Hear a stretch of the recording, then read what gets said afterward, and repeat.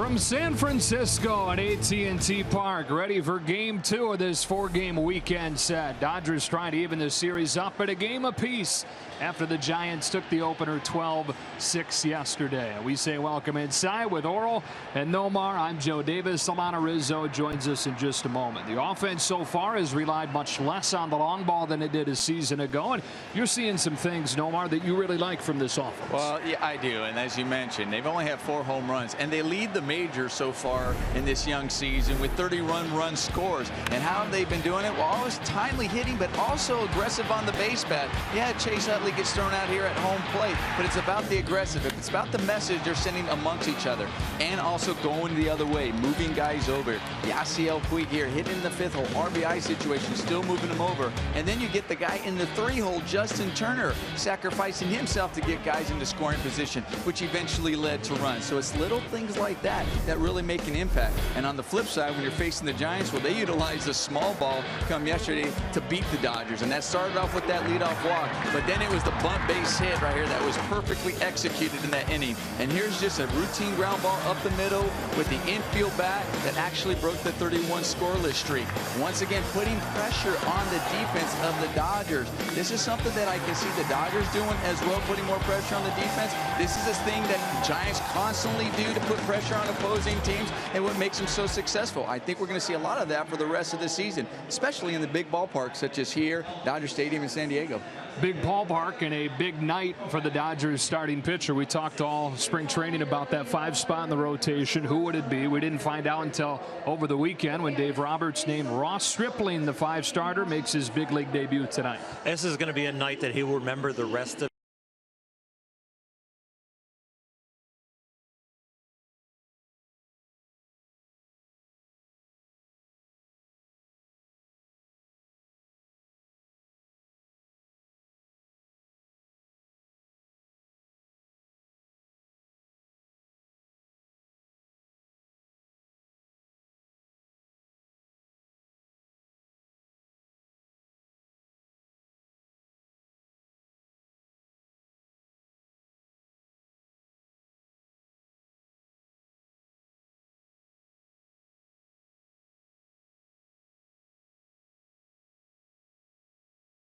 He's a very talented guy, and I know he's going to be amped up and excited, but don't overthink these guys. These hitters can get out just like everybody else, so just make your pitches, throw strikes, and have a little fun.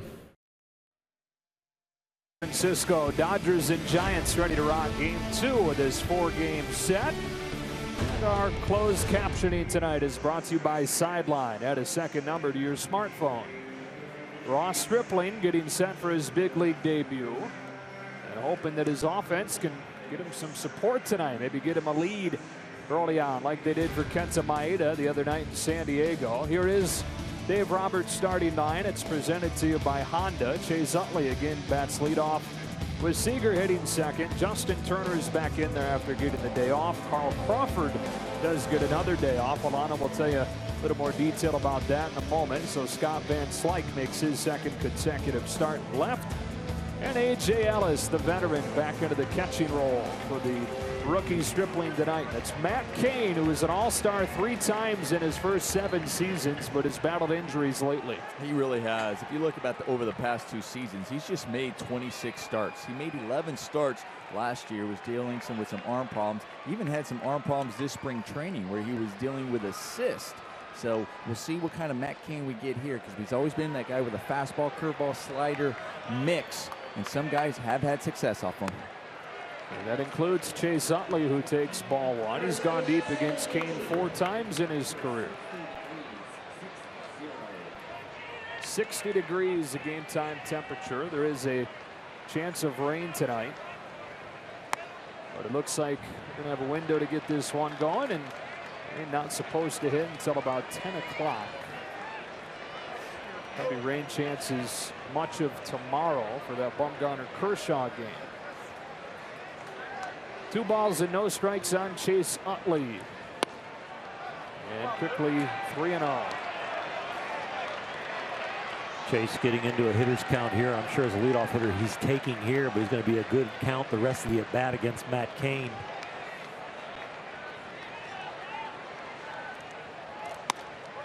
And it's a 4-pitch walk to start the game for Utley.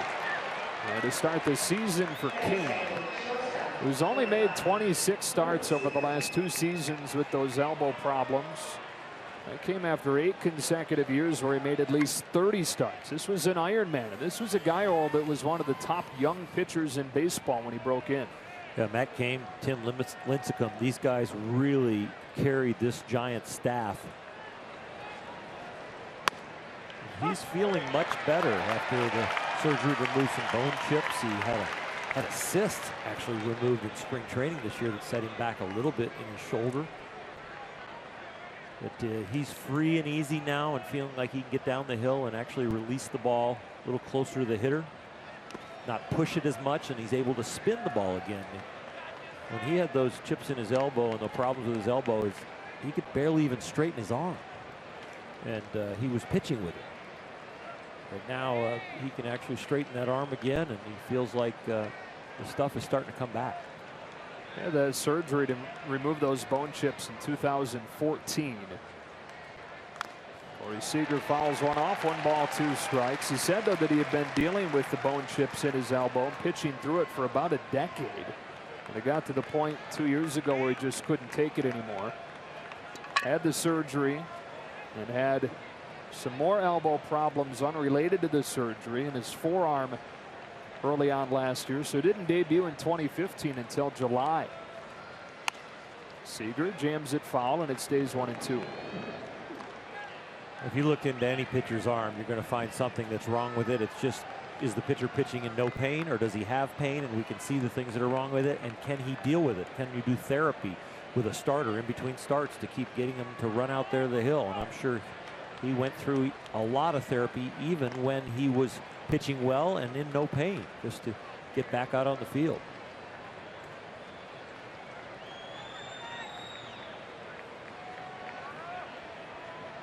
Four-pitch walk for Chase Utley. And a 1-2 to Corey Seager. Hit hard to first. Belts got it to second one. Crawford to a covering Kane, who got his foot in the bag for a double play. 3-6-1. And the base is wiped clean here in the first. Real heavy air, Nomar, over there at first when Kane comes over to finally get to the ball. Nice feed from Belt. He has to throw it slightly high to make sure Chase Utley, who's running correctly again, trying to get in the way of the ball. That's the one thing that stood out to me is Chase Utley recognized. You see how he was running on the grass, going on the inside. New rules here. Okay, you can't take out the guy at second base. I still don't like that. I cringe every time I have to say that, but trying to see if it'll hit him in the back. Justin Turner looks at ball 1, and that's coming from a middle infielder who hates the rule that you can't take the middle infielders out. Part of the game. It's the athleticism. Oral and I have talked about it. The athleticism, that athletic play in the middle of the infield is taken away now. Turner hits it off of the mound is short. Crawford's got it despite the leadoff walk. Matt Cain faces the minimum in the first. Ross Stripling to the mound for his big league debut in a Giants-Dodger game. New addition, Denard Span leads things off in center field. Joe Panik hits second. Then it's Hunter Pence. Middle third of that order, Belt, Duffy, and Crawford. Pagan, Brown, and Kane down at the bottom third. There it is. Starting 9 for this Giants offense, averaging about 7 runs per game over the first 4 this year. And they will face off with Ross Stripling. Or what's going through his mind right now? I watched him warm up, and not a lot of balls were going where AJ is setting up. So I'm sure the butterflies are there. He's got to get them to fly in formation and make it go into that baseball to locate it. You're going to feel like overthrowing, and harder is always better when you get to these situations, but he's got to really concentrate on location. And his first big league pitch, a fastball poured in at 91, strike 1. Butterflies fly in formation. You just don't want them flying everywhere. You got to get them flying in formation, going right down the tunnel. Span turns around a fastball to center. Jock Peterson is there in this big ball yard, swallows it up for the first out. Ross Stripling flew to Los Angeles during the Freeway Series last week. He didn't actually go to LA with the team when they broke camp, but then got the call that he needed to go there. Still didn't know exactly why. They told him They weren't sure who the 5 starter would be. Well, the first person that he saw when he got to the ballpark was Dave Roberts. Dave said, "Why don't you come in my office?" Rick Honeycutt was in there. A couple of members of the front office were in there. And they soon let him know that he would be the number 5 starter. Dave Roberts said to him, "This is my first time doing this as a Dodger manager." And Ross looked at him with a smile and said, "This is my first time too, being in one of these meetings." 1 ball, 1 strike on Joe Panik. I loved his interviews when he was with the media talking about that. When he got the call and telling the story. I mean, the smile was from ear to ear.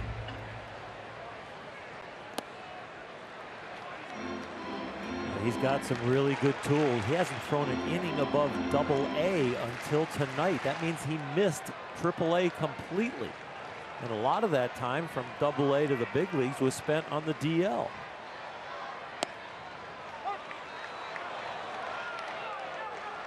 Tommy John surgery almost 2 years to the day that he found out he would make his big league debut back in 2014. Missed the next year and a half rehabbing.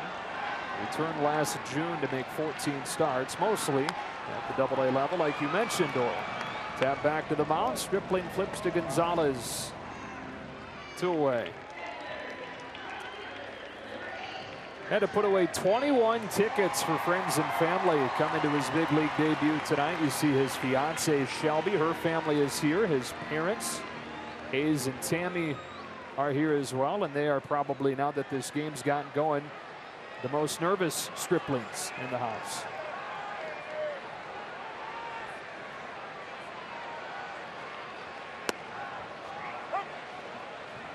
Strike 1 to Hunter Pence.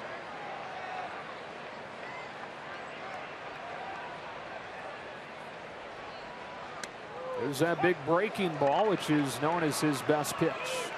He's got a 12-6 breaking ball, and he really takes a lot of speed off it. It goes down to about 76, 77 miles an hour. It's a spike curve. He didn't pitch until he was 18 years old. And he said he didn't know what a spike curve was until somebody came up to him and said, "Hey, you should throw a spike curve." And so he learned it. And it's a big part of the reason why he's making his big league debut. Here's a 26-year-old in San Francisco. 2-2.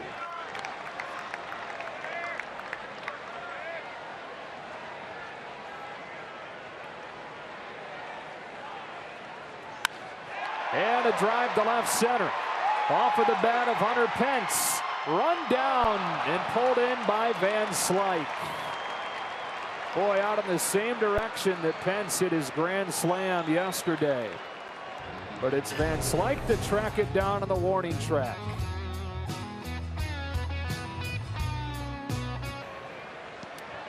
Now, it was coming. Yeah. Middle third of the Dodger order against Matt Cain. There's strike 1 to Adrian Gonzalez. And in the middle part of this Dodger order, with Gonzalez and then Puig, these guys have been locked in to begin the season. Both of them have reached base in 11 of their first 18 plate appearances. And a shot off the end of the bat down the left field line, foul. 0-2.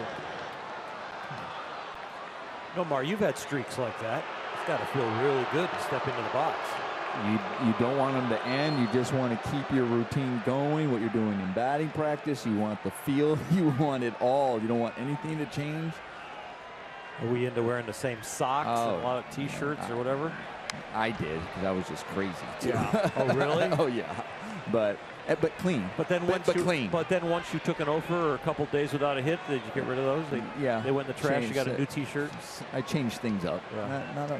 Certain things went in the trash. When I went into a deep slump, I cleaned my whole locker out. Wow. Cleaned about 2-3 starts without getting a W or giving it up. That locker's getting cleaned out. Throwing stuff away, you're saying? New T-shirts, new underwear, new jock, new everything. Like, okay, I'm done with this stuff. There's no wins in those clothes. I didn't call it superstition. I didn't feel like it was a superstition. I just felt like it just gave me something to do to kind of give me a fresh start mentally. It's a superstition. Oh, okay. Yeah, it was like some might call that a superstition, because that's what I did, and I said it was superstitious. Good take by Gonzalez. It's 2-2. 3 for 4 yesterday with an RBI. Scored 2 of the Dodgers' 6 runs. In the 12-6 defeat. Came back with a 2-2. Gonzalez hits a fly ball to left center field. Span back on it with Pagan, who runs under it for the first out of the inning. With the rain, it's a little soupy right here. We've seen some balls that have been hit real well that are not getting out of here. This is a tough place to hit a home run. It's a big ballpark. We all know that. But I'll tell you, the way Pagan went after that ball, because Pagan usually takes some pretty decent routes at balls, and it looked like that one just had some, it like kept carrying away from him. And I don't know if it was with the rain or what it might have been, but he wasn't too sure out there on that ball. Yasiel Puig with another base hit into center, and his red hot start continues. The one thing about Yasiel is he's been red hot, but I'm also watching where the balls are going for Yasiel off his bat. Whether he did pull some balls yesterday, he had a home run, but kind of to left center. Here's a ball, first pitch swinging, but it's up the middle rather than first pitch swinging and almost pulling off of the ball where you get too big, where we've seen Yasiel do that in the past. These are all very positive signs. You know, sometimes guys get off to hot starts. You see good runs in the numbers, but trained eyes can look and see that it's maybe not going to last. I know you see with him and with Jock Peterson with a good start, Snowbar, reasons to believe what they're doing is sustainable. Well, it's definitely positive. They're staying on the ball. I see their front shoulder not flaring out quite as often. It's just a matter of them recognizing what they're doing. Well, the one thing I've seen with Yasiel is if he continues this approach, the defense that they are playing against him in the outfield and the infield is going to be wrong. He's hitting a lot of holes because he is hitting the ball in new places with this better approach. Ball and no strikes on Jock Peterson. Got that one off of the handle. Crawford on short center. 2 out.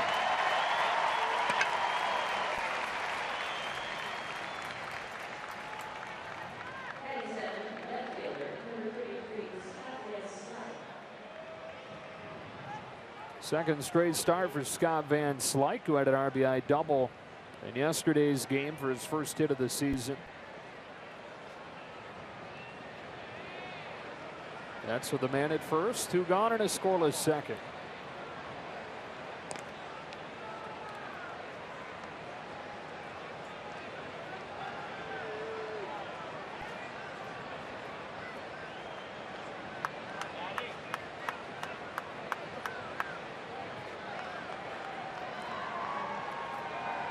Two out with Yasiel's speed over there. Kane paying attention, knowing the risk reward for the Dodgers is a lot lower right now.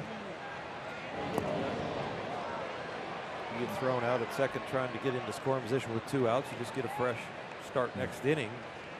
You can kill an inning if you're not real fast or don't get a good jump. And these are and a lot of times, you know, when you're base stealing, you're thinking, okay, Jock Peterson was up. I don't want to steal with Jock on. Even though I know both these guys can hit the ball out of the park, but I can also give them that hole with the first baseman holding them on. Now 2 outs. Might be worth a try.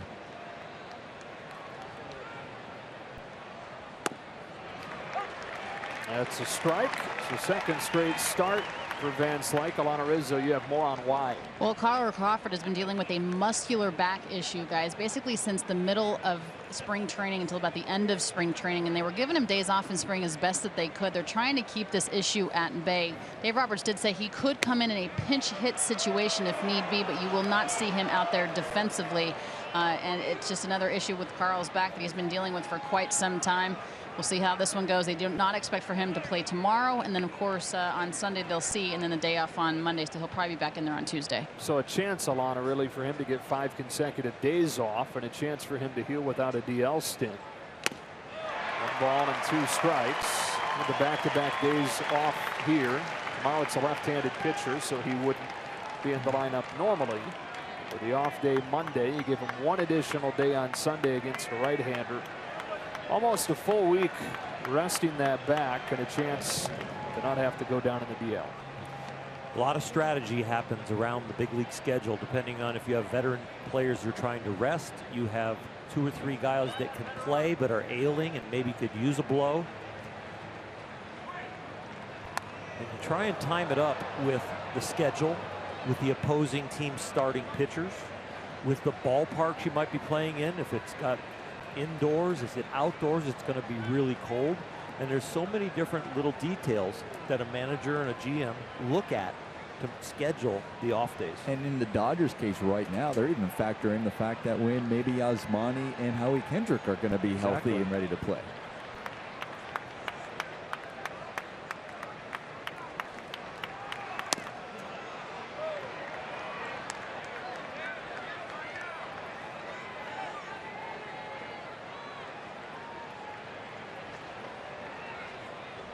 A.J. Ellis due up next in a scoreless second inning. Weak with a one-out single. He's at first. And Kane to Van Slyke with a 2-2. Outside, Puig took off, got a good jump. It bounces in, and he's under the tag. Well, we talked about a good time. This would be a time that Cohen Trice even get in the scoring position. He gets a relatively good jump, peeks in just in case Van Slyke swings at that, but noticing his hand when he swung, I was wondering if you noticed, okay, they might be able to avoid that tag as he moved his arm as he was sliding head first. Looked like he was thinking about doing the swim slide to get away from it, but didn't need to. So a chance for the Dodgers to get on the board with 2 outs here.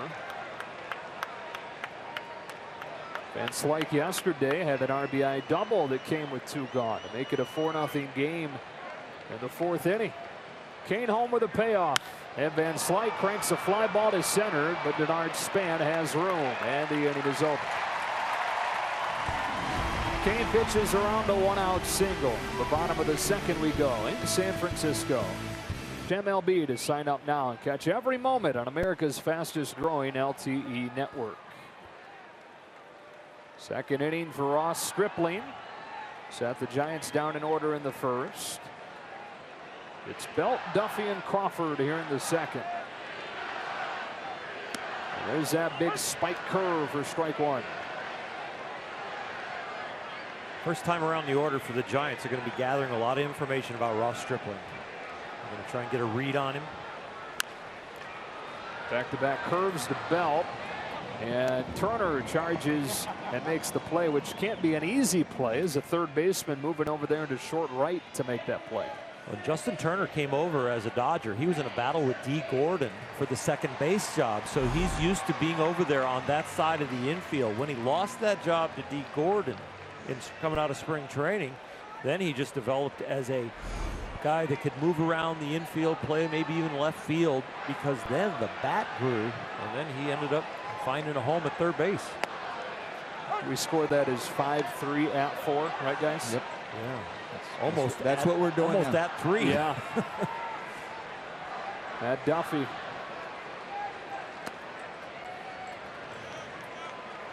And you'll see that a lot. You often see now the third baseman playing over there as compared to just everybody moving over there. Almost one guy out of position as compared to getting 2 out of position with the shortstop moving on that side.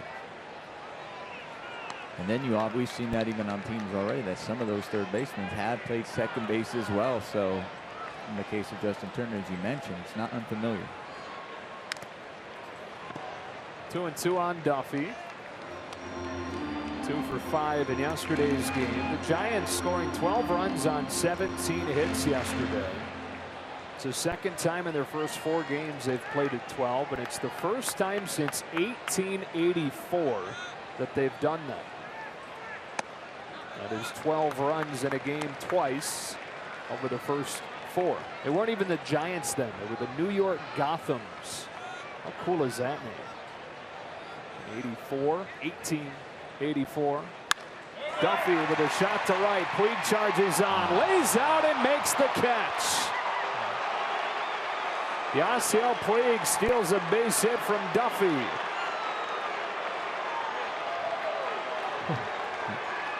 Great play by Yasiel Puig.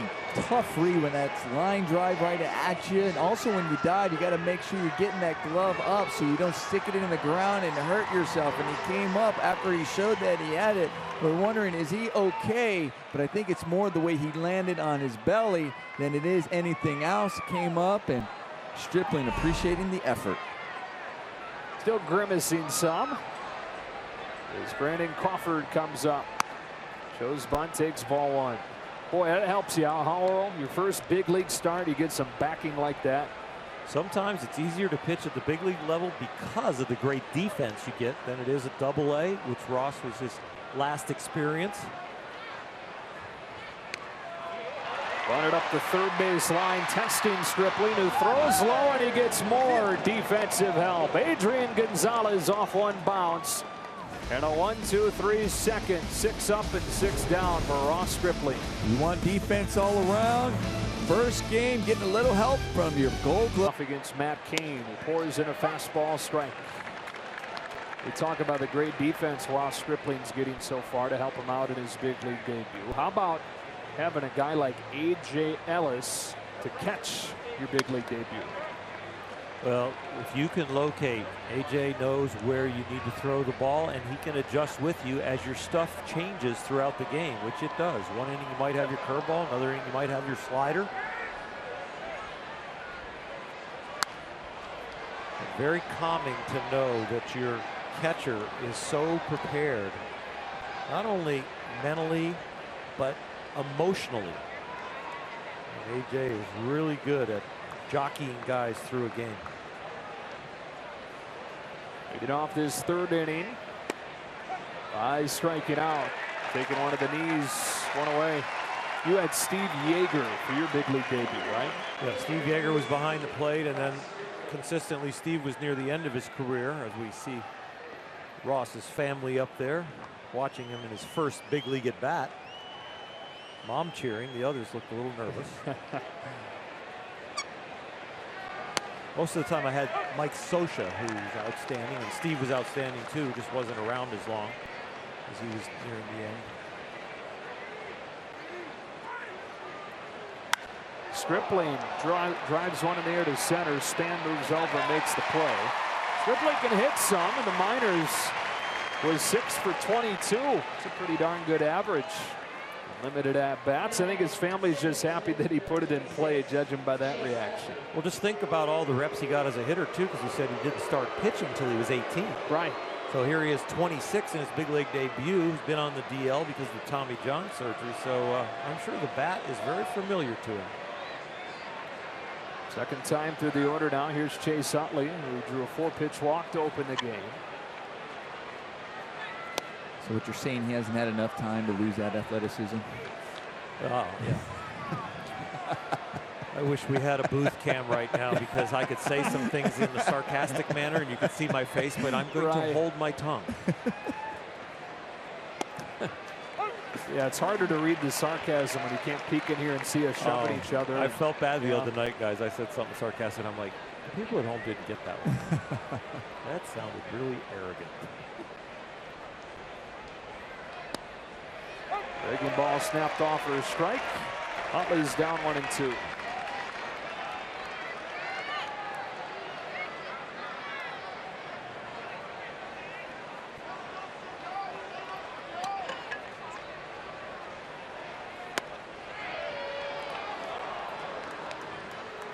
Matt Cain looks like a different pitcher to me.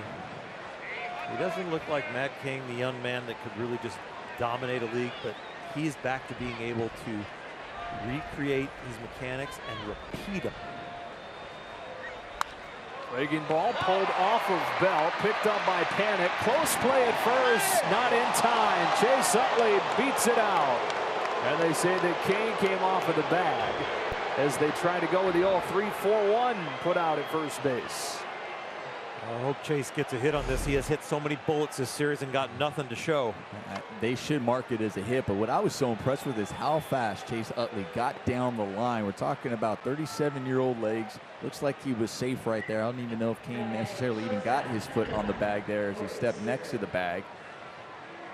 That's a hit for sure. But then, you know, the one thing when you're watching Chase is we're talking about there's no leadoff hitter for the Dodgers, and so far in these first 5 games, he's looked every bit as a leadoff hitter.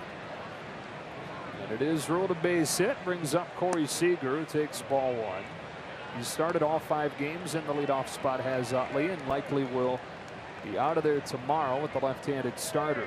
The first left-handed starting pitcher that the Dodgers see this year. None other than Madison Bumgarner tomorrow afternoon. Seager rolls one off of the handle to second. Panic will throw him out, bring it into the third inning. Dodgers with a single base runner in all 3 innings against Kane, but nothing to show for it. To the bottom half, no score. Don't overthink it. You know, it's the biggest thing. His stuff is good enough to be here. He's a very talented guy, and I know he's going to be amped up and excited, but don't overthink these guys. These hitters can get out just like everybody else, so just make your pitches, throw strikes, and have a little fun. And guys, Clayton Kershaw added that he really doesn't remember his debut. He joked that he blacked out because he was so nervous, and he said, you know what, if you're not nervous, it really doesn't matter to you guys. Or how long did it take your nerves to go away in that first start? Well, the first start came in '84, but my first time in the big leagues was September of '83. So I had the month of September, and then I was named to the playoff roster that year. Didn't get in, and then made the team in '84 out and was a reliever doing terribly. And then we went to New York, and Rick Honeycutt and Jerry Royce got hurt out of the rotation. They needed a starter. I walked into the ballpark on a Saturday day game, getting off the team bus, and I saw a ball on my stool in Shea Stadium. I'm like, I'm a young guy. I'll probably get shipped down to AAA soon. My ERA so bad. What's a ball doing on my stool? Who wants my autograph? Well, Tommy Lasorda put the ball there, and he was waiting at his manager's office watching me come in. I picked the ball up. Down in the air to center. Peterson. It's an awkward catch for the first out of the inning. I picked the ball up, and Tommy said, "You're in there today, kid. It's your start." And yeah, I went 7 innings, a shutout ball in Shea Stadium, and I was fortunate to never leave the rotation for 10 years. And everything kind of just clicked. I mean, I think my ERA was like 6 in the bullpen. Yeah. And all of a sudden I got to start and figured it out. Trevor Brown now. 7 up, 7 down in Ross Stripling's major league debut. He pours in a fastball for strike 1. A little different for a position player in his debut, just as far as you have a little more time to think about it, right? I mean, as a pitcher, you get out there and you're going. You have the ball in your hand as a pitcher. Yeah. And then, I mean, I remember my first ground ball. I mean, I got in there in the 8th inning, just like 1 inning, got 1 at bat, but my first ground ball bobbled it. And I was actually at second base. Got the out though, but I bobbled it. The nerves were coming through your body. Wow. And here's the first strikeout. That's where they're getting the ball. AJ Ellis didn't even bother throwing it around. I was like, here, throw that in real quick, and now we'll throw it around. So Trevor Brown, the first strikeout victim, and it comes on that curve. This curveball right there. The spike curve is where you're really throwing it with your middle finger, and you're spiking up and bending your index finger up to kind of get it out of the way. It makes it a lot easier to spin the ball, but at times it can make it harder to control the ball. Strike to Matt Cain. He joked around during that media session you were referencing, Nomar, when he talked to the press after he was named the 5th starter the other day. Somebody asked him to show his grip for the spike curve, and he said, well, I would show you, but I can't because it involves me lifting my middle finger. So he wouldn't even show him the grip because he was afraid of offending people with it. I could see think that. they would have understood. Yeah. The kids at home that are like looking at their dad now, can I try that spike curve? Yeah. Let's just wait on that until our arms are developed. And he strikes out Cain with a fastball once through the order, and not a single base runner for a Giants team that scored 12 runs yesterday. 9 up, 9 down for Ross Stripling in his big league debut. Striking out Trevor Brown and Matt Cain to finish the 3rd. Dodgers trying to get him some support. Turner, Gonzalez, and Puig coming up against Cain here in the 4th inning. Turner grounded out to short his first time after getting yesterday off. Easing him back in after that microfracture surgery on his left knee. Late October last year. Didn't make his spring debut until midway through March. Dave Roberts buying off days for him and some of the other veterans where he can.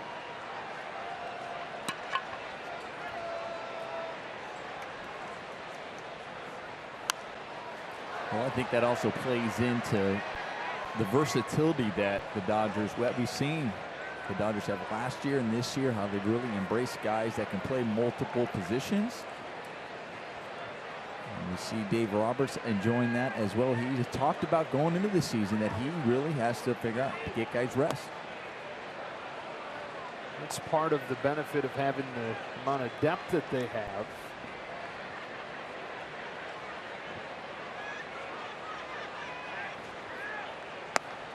Three balls and a strike on Turner.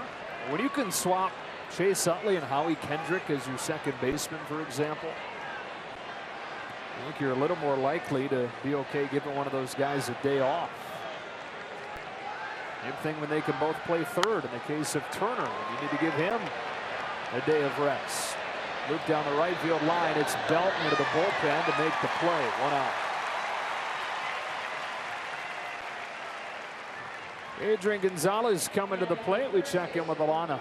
Well, Adrian Gonzalez reached yet another milestone in his tremendous career a couple of days ago, guys, when we were in San Diego. He had his 1,600th career start Tuesday against the Padres. You can see the numbers there. I think what is most impressive, and I'm sure Nomar can speak to this being a position player, and Oral too, just the length of time he played in the bigs. 10 straight seasons with at least 155 games.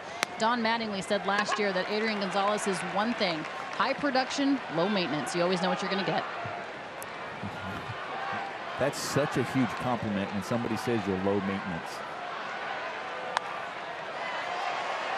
There are so many things over the course of a season that for managers, for team, the organization, you're worried about from a health standpoint, from a consistency standpoint, playing. The guys are, when they're playing well, playing bad. But when you're low maintenance and you know what you're going to get on a regular basis from Adrian Gonzalez, it makes you as a manager's life so much easier. And yes, that 155 in 10 seasons is unbelievable. Yeah, in that decade, he leads the majors. Games played. Iron Man for the Dodgers. Waits on an 0-2. And shoots one past the mound to short. It's Crawford. 2 out. It's an incredible feat what he's done so far. And I think it even just goes to show how much more impressive Cal Ripken's streak is. I mean, that's, to me, the most unbelievable achievement in all of sports. You think it's unbreakable? I do. I really do. Yeah, I think it's definitely unbreakable. It's especially just in this game, and what like I said, I didn't appreciate what he did until I played professional baseball, and I was like, wow. The first thing you do is you book all the bets of everybody who wants to bet against it, and you just collect the interest on the money as you wait for the guy to break it. Wade singled his first time and has now reached in 12 of his 19 plate appearances this year. Waits on this 0-1. Tries to lay off, couldn't. Falls behind Kane, 0-2.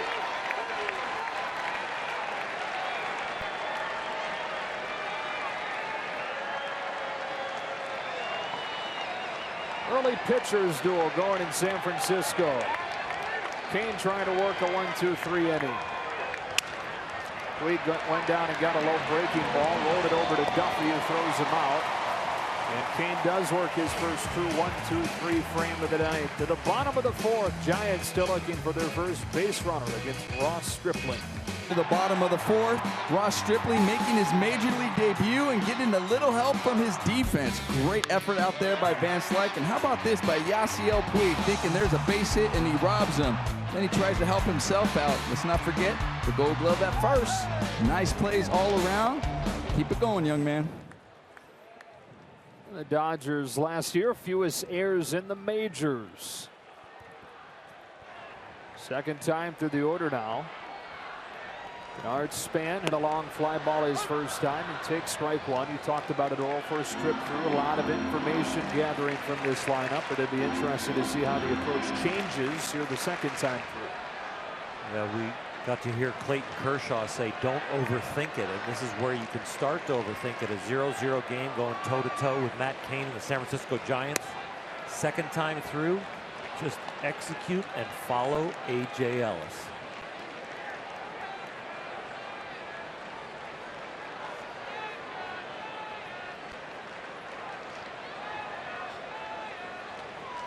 A.J. sets over the outer half. And he swings and foul tips it. 1 ball, 2 strikes. just thinking here at Game 5, and very similar because we don't know what he has, and we're all on our heels, just like we did with Kenta Maeda. Two guys making their major league debut.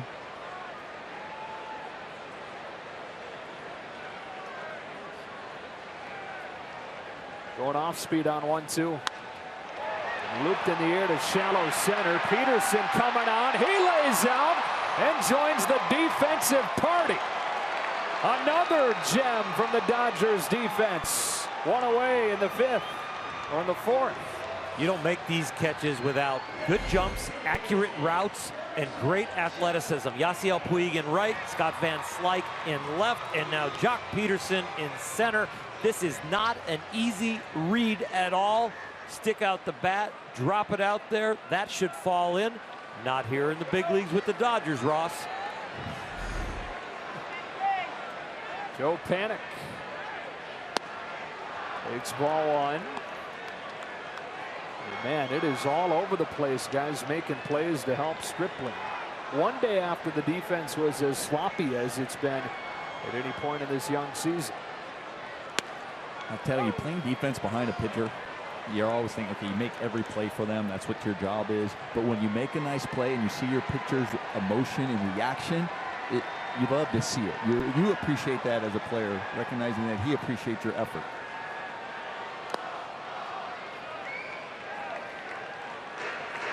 How about when you were playing defense behind a guy like Stripling, making a first-time start? Was there added motivation to help the kid? Absolutely.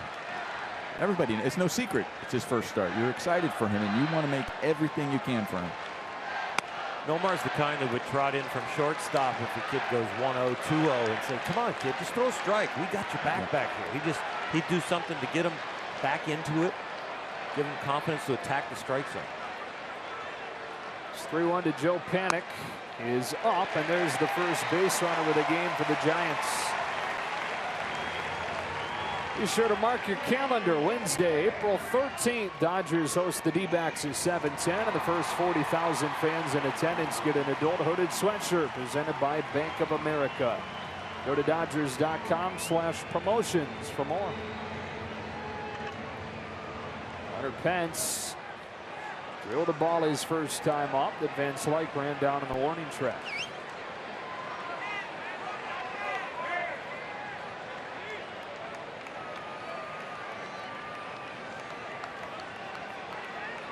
So much going on in that batter's box with Pence.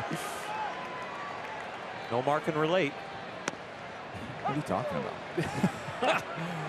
Pence has got his feet working the way you had your gloves. It was just my gloves and my toes. I was just tightening my gloves and tapping my toes. I'll tell you what, I'm surprised you're not a dancer. You haven't seen me. You got moves? Okay. No, but he hasn't seen me. Right. He doesn't know that. I'm a little past the clubbing days.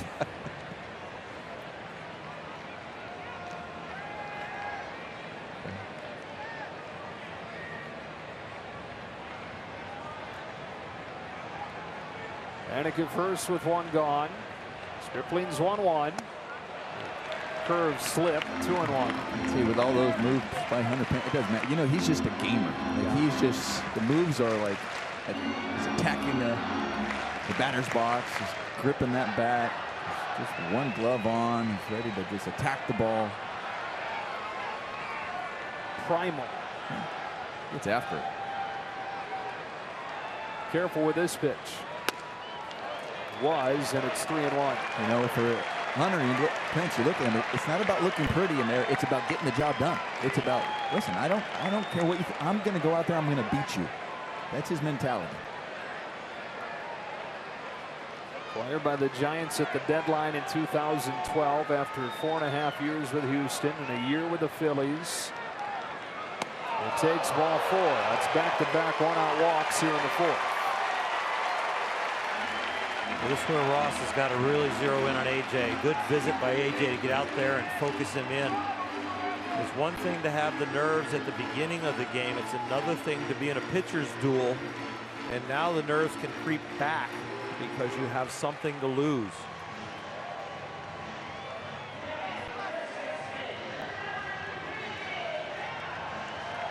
Brandon Belt hits cleanup today. Benson, Belt, and Duffy all sliding up his spot in the order. Buster Posey getting the day off. Played the left-handed hitter to pull. Ellis sets away. Strike one. Started him with a change. That was an outstanding changeup for one that's in development, and the scouts haven't graded too high yet. That was a big league pitch. First and second, one out. Fastball, dead fastball hitter. AJ, a very nice veteran catcher, calling off speed on the first pitch. See what he calls on an 0-1. Fastball, blowing outside. Count evens up. I'm looking at the defense right now. When you have the plane him to pull, so it's a double play. You're looking for that double play situation. So, but if it happens to get hit to third, the guy who covers second is not going to be your second baseman. It's going to have to be your shortstop, Corey Seager, at a different angle.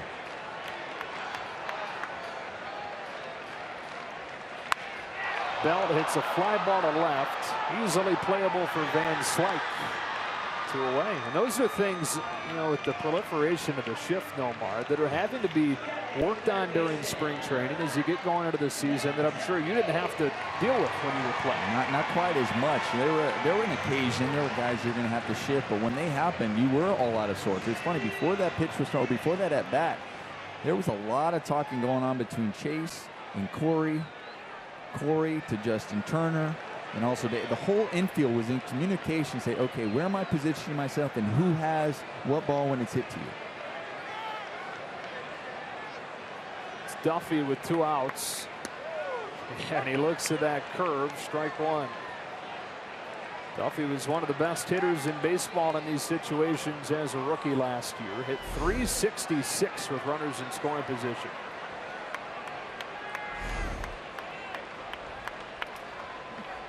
Here's an 0-1. Went to it again, buckled his knees again. Strike 2.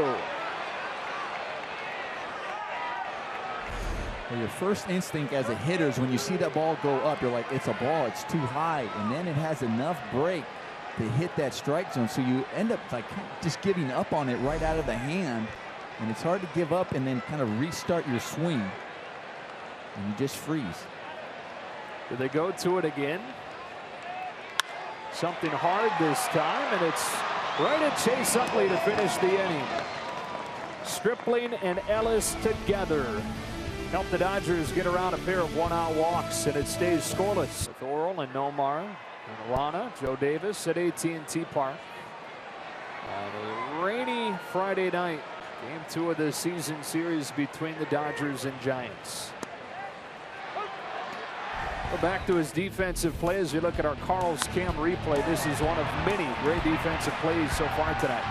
And Jock Peterson laying out in center field, sacrificing the body. We saw one from Yasiel Puig doing that. That one by Jock was definitely worthy of a Carl's Cam. I think we did a Carl's Cam replay on his home run yesterday, which traveled more than 440 feet. His first of the season. Only Nelson Cruz over the last 2 years has hit more home runs 440 feet or longer.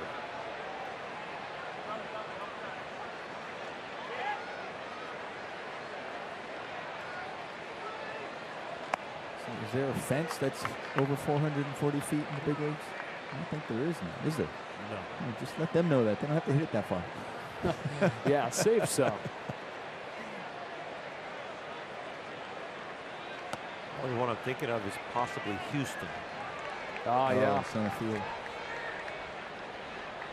The Towles Hill that was out there.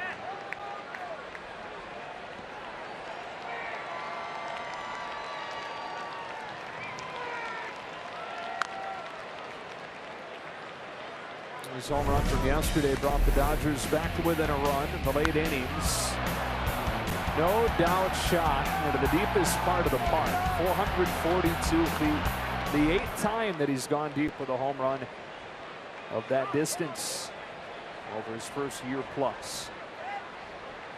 I remember doing a segment last year in the first half when he was hitting so many home runs, and we plotted them. And most of them were pull to right field. And we were wondering with that approach if he was going to be able to keep it up. And I love the approach this year and where that ball went because he's using the middle of the field more, which shows that he might be able to continue the production. Pulls this one down the right field line, and it's a fair ball into the corner. Jock Peterson with a double to start the fifth. After he fell down in the count, no balls and 2 strikes. Just like you said, bull. No, he's been having great at-bats this season so far.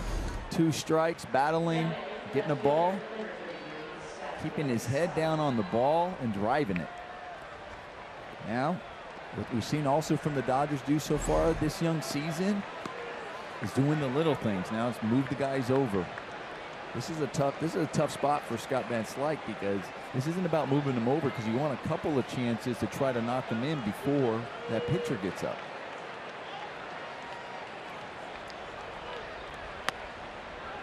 This is with ball 1. And the reason I say it's tough because you have to make your decision here. Am I thinking about going to right field right now, or do I just maybe whatever pitch I can handle to drive them in, even if I have to pull it?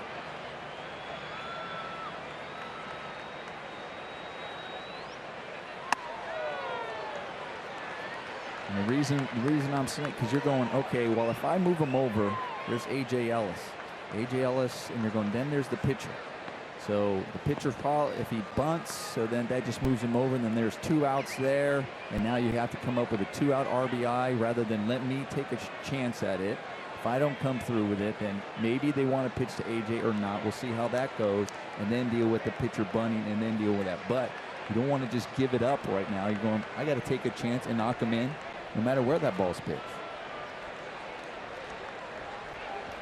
I'd want Scott Van Slyke to hit for himself. Barrel it up anywhere on the field. He's got a good count to try and do it. Here's a 2-0. That one to hit. 2-1.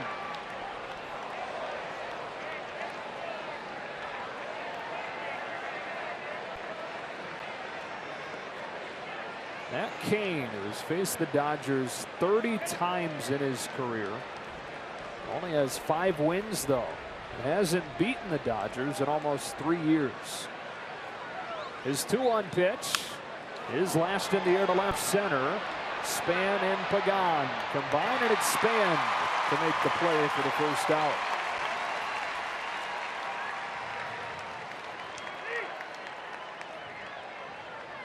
Cain missing time with the elbow problems the last 2 seasons. Hasn't even faced the Dodgers since 2014.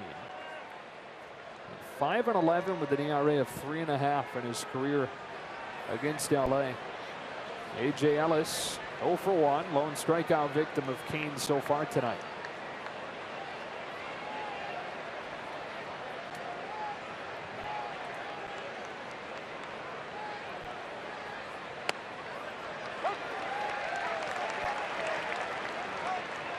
AJ's trying to reach base right here. Yeah, he's trying to drive in the run, but just to reach base might give Chase Utley an opportunity at the top of the order after Ross Stripling.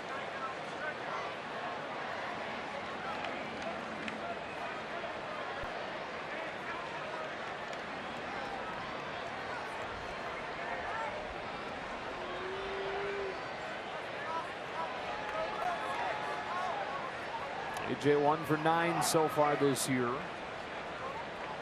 It's on this 0-1. Takes it for a ball. In baseball, a funny game. We got a 12-6 rout, but slugfest. Both sides swinging the bat great.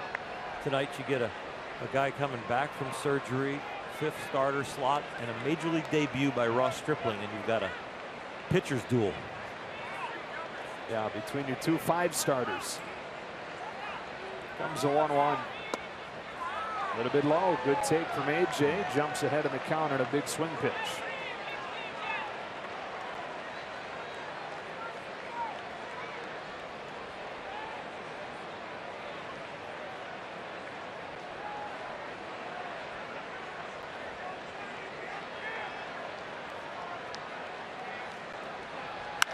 Ellis hammers a base hit into left center.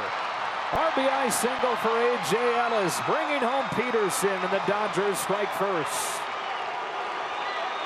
They laid off a 1-1 slider to get the count to 2-1. Matt King wants to get back in there in that strike zone. Maybe get this done with the 8th and the 9th hitter. Gets a fastball up on the inner half, stays inside it, and hits a scorching line drive. We've seen AJ offensively a little extra concentration sometimes when he is ushering a pitcher like Kershaw through a night like tonight, or even a Ross Stripling in a major league debut. Not only will I usher you with my fingers, but we're going to help you out with the bat. And it all started with that good leadoff double by Jock Peterson.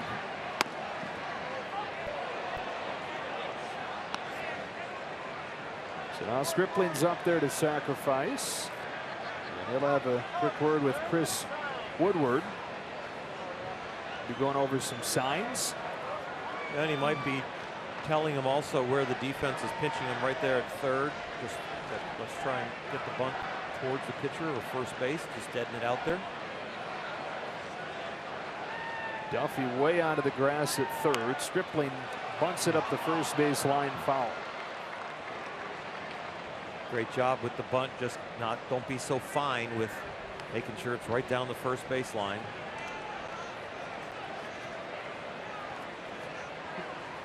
Well, when you were bunting, did you also think about who was running?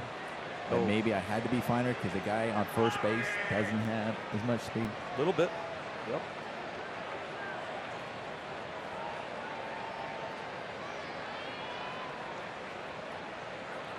And that just comes into what technique you're going to use. You know, or do I just need to deaden it out there 10 feet anywhere? It doesn't matter if it's third, pitcher, or first, or do I really need to get the right angle too? Pulls it back, swings away, strike two. Well, that shows you what they think about of his ability to handle the bat right there. Dave Roberts has seen him in the cage. He's seen him being able to do that. You don't cut somebody loose like that unless you have seen a lot of examples of them being able to make contact. Life flashes before your eyes if you're Matt Duffy on that slash play. It comes back in here. Squaring around is Stripling, and he bunts through it. Strike three.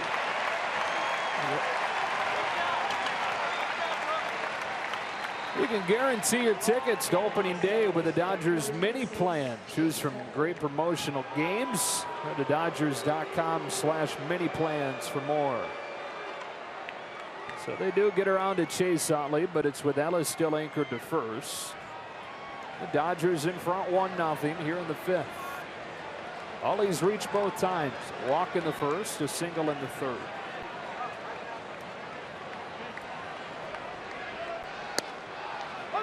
Utley went from being a guy who people looked at when the Dodgers re-signed him to a one-year contract as perhaps a luxury, especially after they brought Howie Kendrick back. With the injury to Howie Kendrick, Utley thrown into the everyday role to begin the season, and not just that, but the leadoff role, and he's excelled. So now when Kendrick comes back next week, Dave Roberts with an additional bit of juggling to do. It's a good problem to have. And as Davis said, these things have a tendency to work themselves out.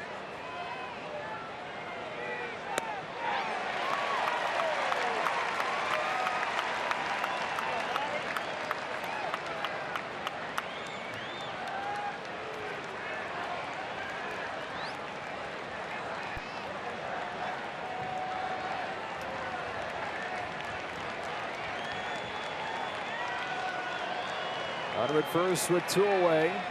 Kane to Utley with a 1-2. Line drive, base hit into center. Ellis up to second. It's a shame that Stripling wasn't able to advance him. And 2 on with 2 out brings up Seager. Nice at bat by Chase Utley. We've been talking about just this offense. How they're not pulling off the ball. They are staying on it. They're driving it back up the middle. I mean, of the 13 hits from yesterday's game that the Dodgers had, 8 of them were either up the middle or to the opposite field. Corey Seager had one of those hits yesterday. He's 0 for 2 today.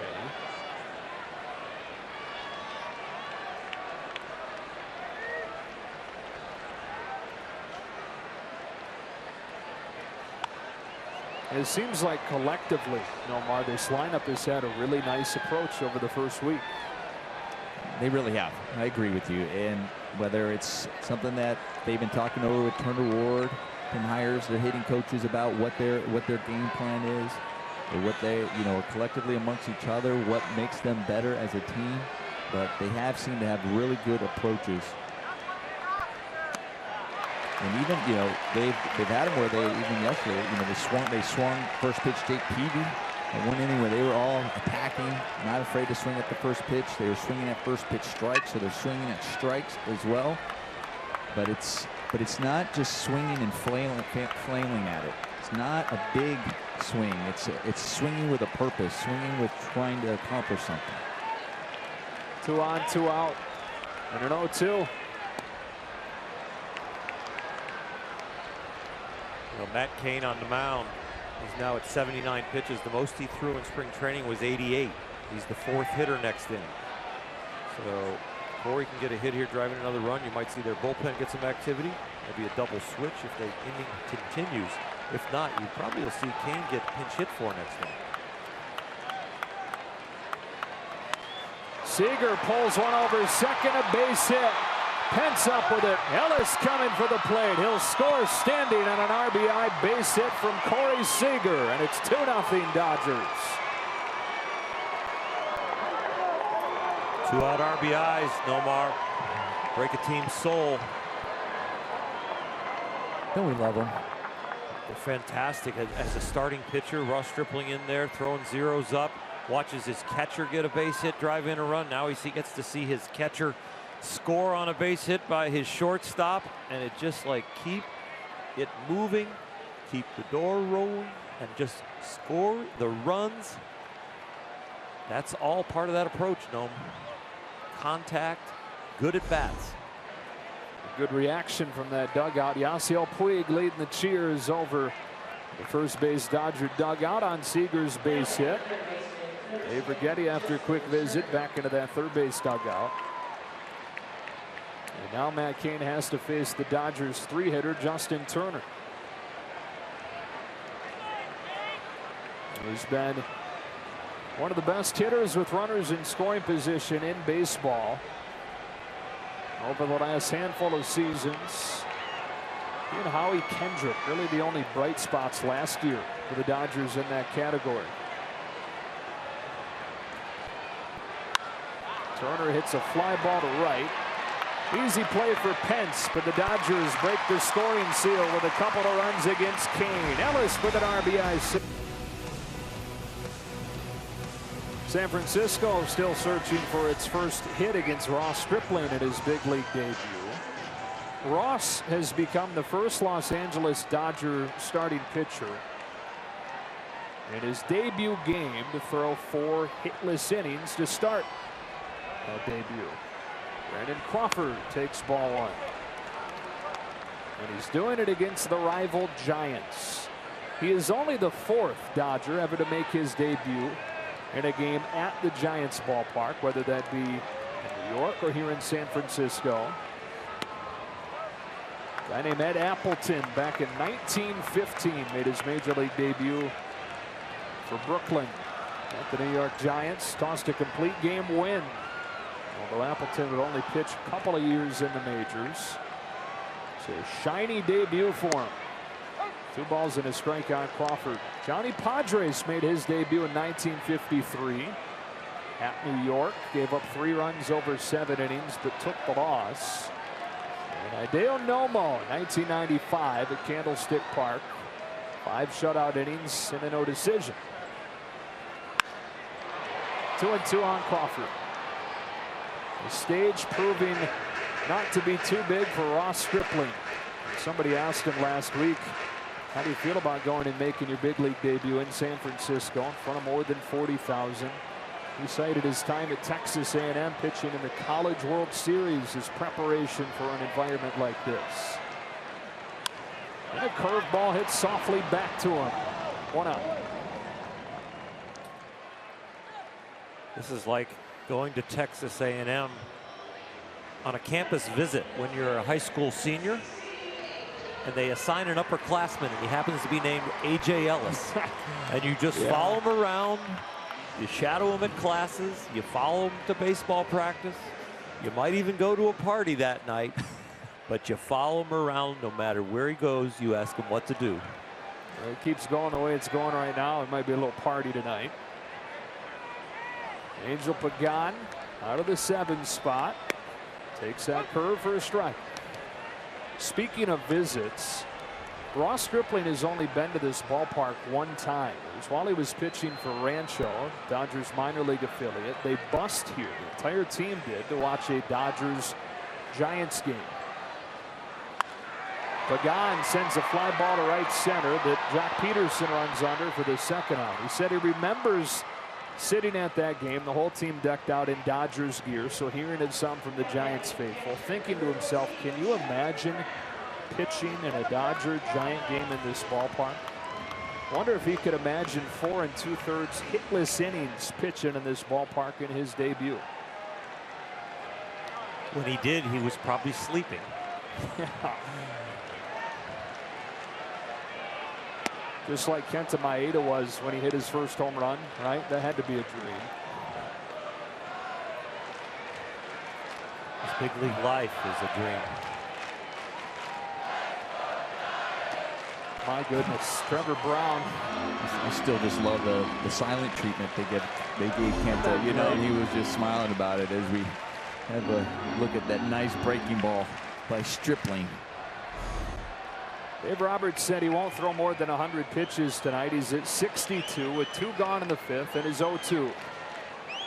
It's a pitch that he got Brown on Brown's first time. This time he lays off, ball 1. Over the top left-handed curveball Clayton Kershaw. Over the top right-handed 12-6 curveball Ross Stripling. Kind of resembles Clayton's. It's a little smaller, but the same kind of effect on a hitter where it looks like it's going to be way too high and then it drops down, or if it starts out level, it gets in the dirt in a hurry. 26-year-old out of Texas in his big league debut. Has 5 no-hit innings against the San Francisco Giants. And 21 members of his family, friends making the trip to take it all in.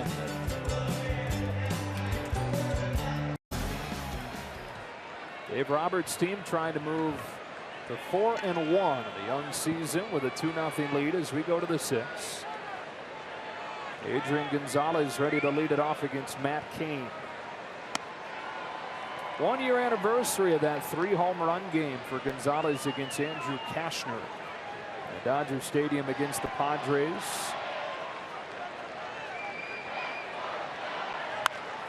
Hard hit into the shift. Joe Panic from short right. Of course, last year, guys, he became the first guy ever to hit 5 home runs in his team's first 3 games. How about what Trevor's story is doing for the Rockies in his big league debut? 6 home runs now in the first 4 games of his career. He's thinking the big leagues is too easy. Yeah, right. What's the right? Where do I get called up from here? What's the next level? He showed that pop in spring training too. We cues it back to Cain, who knocked it down, picked it up, and threw him out. We busting up that line 2 away. That's impressive. Impressive when you can make a comebacker to the pitcher. A close play at first base. That's hustling. That's where people say, oh, he's playing it right. He's getting down the line. You know what I like? There were no change of gears after he saw the ball get away. So the initial contact hits the pitcher's glove, and there was never like, oh, now I need to start trying. He was trying right out of the box. Strike 1 to Jock Peterson. Started last inning with a double and came in to score the game's first run on an A.J. Ellis base hit. Ellis would score on a Corey Seager 2-out single. 2 runs on 6 hits for the Dodgers. No runs on no hits for the Giants. Ross Stripling getting plenty of backing from his defense, and that has included Jock Peterson in center.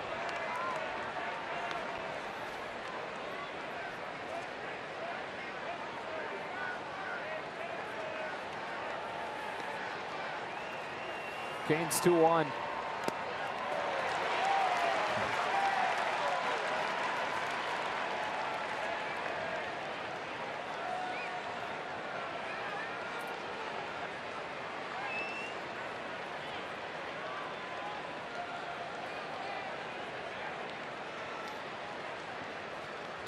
Dodgers go down in order in the 6th inning. Ross Stripling having a night to remember so far. Back to the bump in a moment. Just trying to even this series up at a game apiece. Up to nothing. No runs on no hits for the Giants against Ross Stripling, who's back out there for the 6th. And he will see for the first time tonight Gregor Blanco, who will pinch hit, ending Matt Cain's night. 3 strikeouts, a couple of walks, and plenty of stellar defensive plays behind Stripling.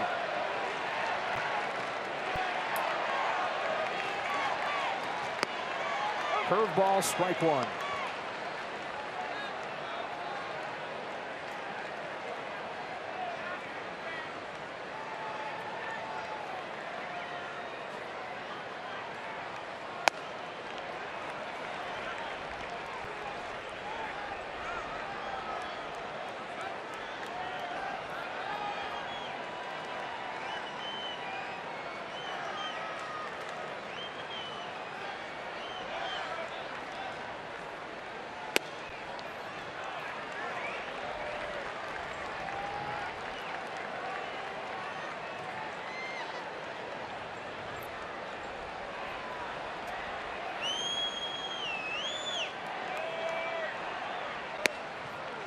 Two and two. That's the thing he's done really well. When he's fallen behind hitters tonight, he's been finding a way to get back into the count. Sometimes a little slider, sometimes a well-located fastball. Gregor Blanco made his pro debut when Stripling was 10 years old. Fouls one down the left field line. Turner on a long run, won't get there, and will do it again. Dangerous spot to go running into with a head of steam. Justin a little bit slow to get up. Appears to be okay. Well, we talk about it. Everybody recognizes it's Ross Stripling's debut, and we talked about how you feel as a defense. You want to make all the plays. We've already seen tremendous plays by this defense. You're trying to get after everything. You think you can have an inkling of making a play. You're sacrificing the body, sliding into the wall.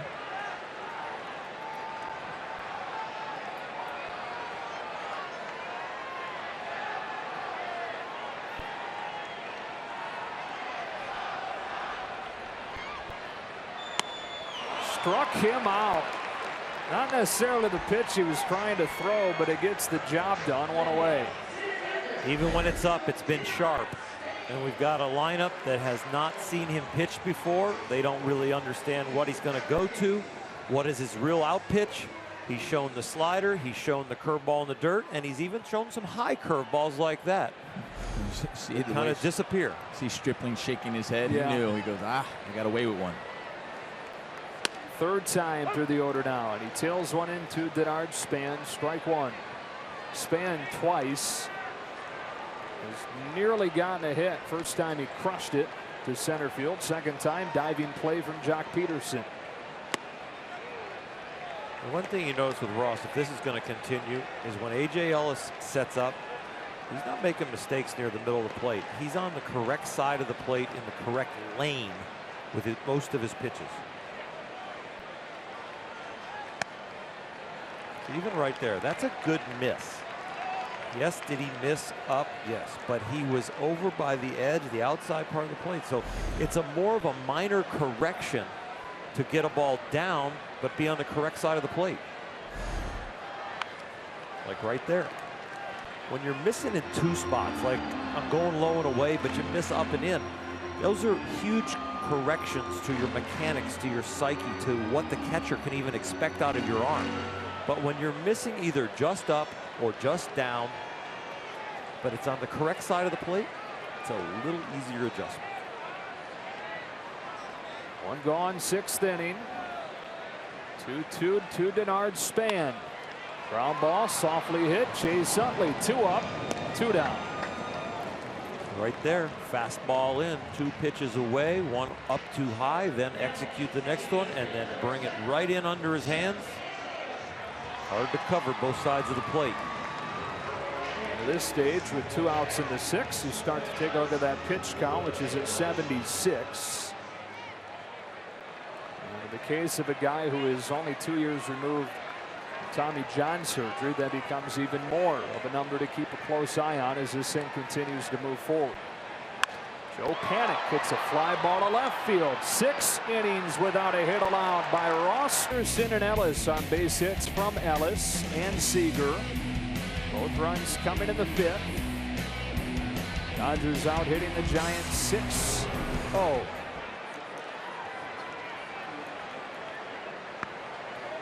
New pitcher into the game, George Cantos for San Francisco to face the bottom 3rd of the Dodger order. Van Slyke, Ellis, Stripling.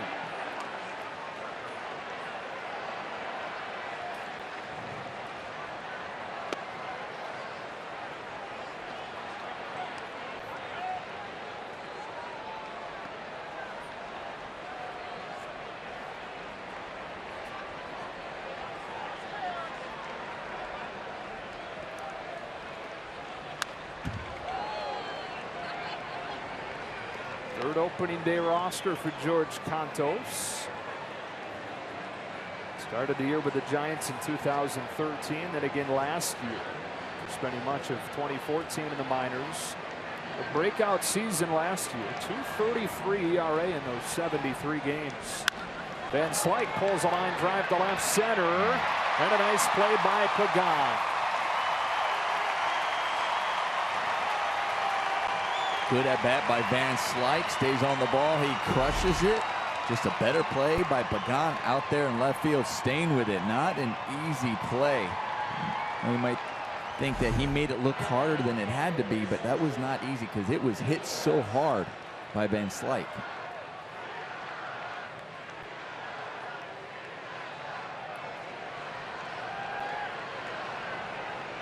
Ellis started scoring with a base hit in the 5th. To bring home Jock Peterson, who would let off that inning with a double against King. Book, by the way, is closed on Matt Cain. He goes 6 innings in his season debut. Strikes out 3, walks 1, and allows the 2 runs on 6 Dodger hits.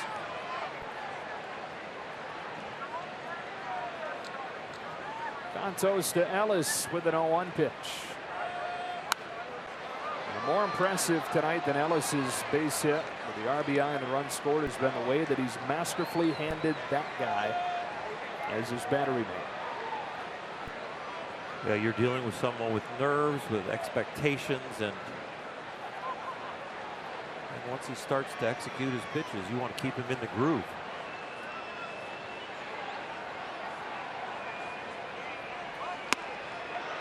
Got him with a breaking ball. 2 up and 2 down here in the 7th. Be sure to head to Dodger Stadium Saturday, April 16th, Game 2, when these 2 teams meet up next weekend. 6:10 start time. First 40,000 fans get a branded knit cap. Compliments of coffee bean and tea leaf. For tickets, visit Dodgers.com/promotions. Stripling 0 for 2 at the plate today. The line drive his first time, then struck out trying to bunt. You're looking at a young man that missed the entire 2014 season because of Tommy John surgery, and then some of 2015 because of that rehab. He only made 14 starts between Single-A and Double-A in 2015, going 3-6 with a 3.66 ERA, but now in his major league debut has not given up a hit.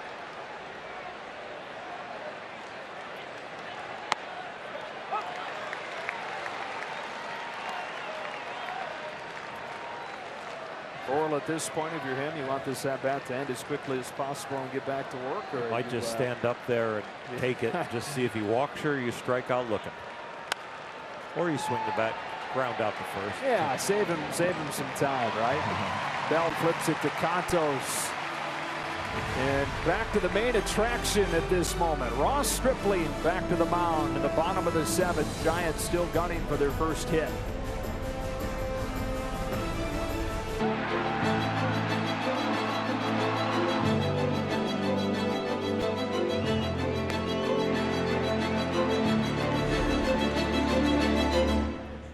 '26-year-old Ross Stripling in his major league debut has held the Giants off of the board and has held the Giants without a hit through 6 innings. He is the first rookie pitcher, that is, to hold the opponent without a base hit through 6 innings. For the first time since Jared Kozar did it in his debut for Houston at Tampa 3 years ago. 3, 4, and 5, the meat of the Giants' order. Hunter Pence bails out of there on a breaking ball that barely misses.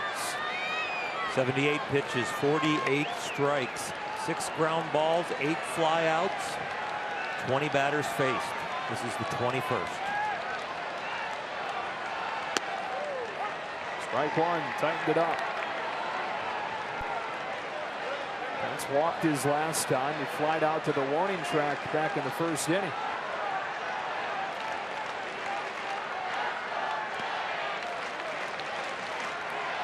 Well, we started to talk about this earlier, but the pitch count now at 80 for a guy 2 years removed from Tommy John surgery. Dave Roberts yesterday, for the first time this season, had to make true decisions.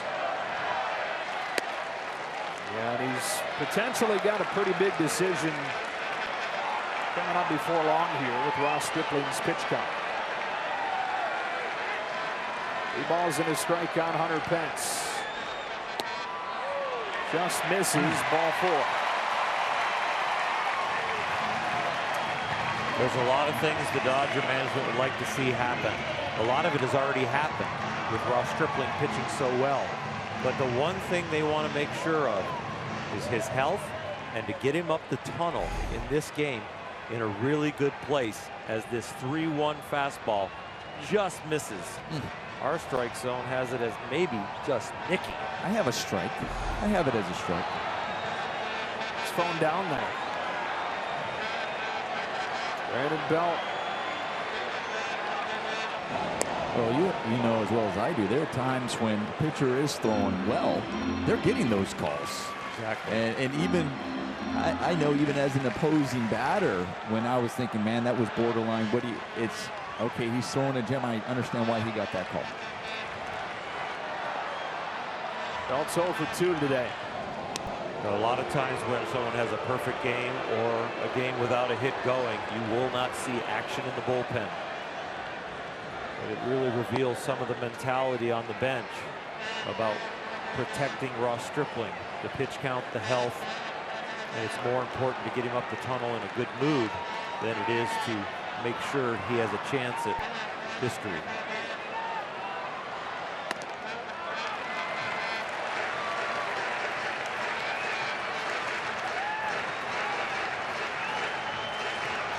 A.J. Ellis up there to talk with him. There's no clock on this visit because there's no manager or pitching coach. A.J. Ellis turns 35 years old tomorrow. 37-year-old Chase Utley up there as well. The 21-year-old rookie Corey Seager up there to support Ross Stripling.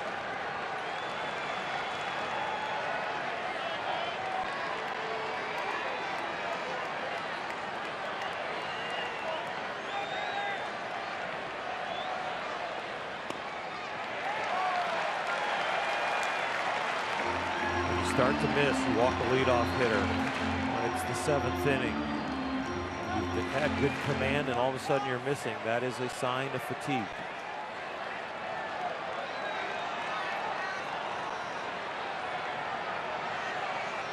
'85th pitch of the night to Brandon Belt. And that's 3 consecutive balls. Would running down the first in the inning before ground really affect you that much? Not really, I don't think. No, I think it actually would help you get a little bit loose. But if you get tired in this cooler weather here with the humidity, you can start to stiffen up a little bit.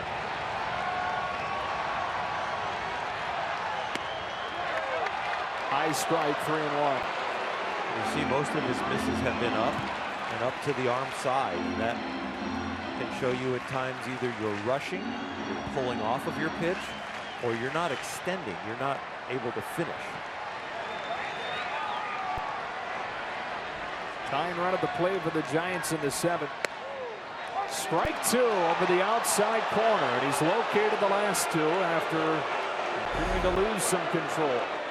Buck Pence on a 3-1 fastball right on the edge. This time a 3-1. He gets the call. Well executed pitch. This could be huge right here. Throw a low strike, get a ground ball double play. It'll give you a breath of fresh air.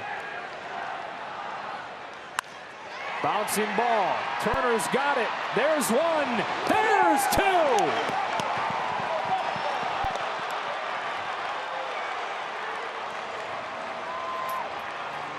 Outstanding way to battle your way back into the count. He might be in his major league debut, but this was a veteran at bat to dig yourself out of this hole. Up 2-0. Now out, 2 out. Nobody on. They're throwing strikes at the bottom, getting the grounder. His fiance Shelby, his parents Hayes and Tammy, they hardly controlled themselves watching this magical big league debut. Here's his reaction.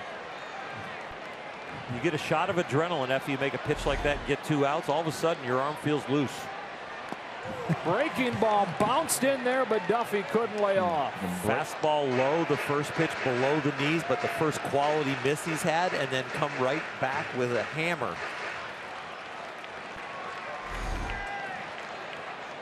There's a bottom fall to that one, no. Same pitch, jam shot to second from the outfield grass. Utley throws him out. He's through 7 innings. He's thrown 91 pitches in the Giants. CW.com. And by Children's Hospital Los Angeles, we treat kids better. Chase Utley has reached all 3 times tonight. A walk and 2 singles, and takes ball 1. Hunter Strickland. We talk about A.J. Ellis and the job that, or from Josh Osich, beg your pardon. We talk about A.J. Ellis and the job he's doing catching Ross Stripling. Some of the defensive plays we've seen around the diamond. Doesn't hurt having a veteran presence that can come in and help make those mound visits like Chase Utley has done a couple of times. We saw a moment ago, nobody in that bullpen. And we saw Pedro Baez early on last inning starting to warm. But at this point, it looks like that was because the Giants were starting to put a little bit of pressure in the context of the game, not in the context of how many pitches Ross Stripling has thrown. He now has thrown 91, 54 for strikes. It's a young man that was actually optioned down out of camp and then got called back as part of the 5th starter battle. Beat Zach Lee and Carlos Frias to become the 5th starter.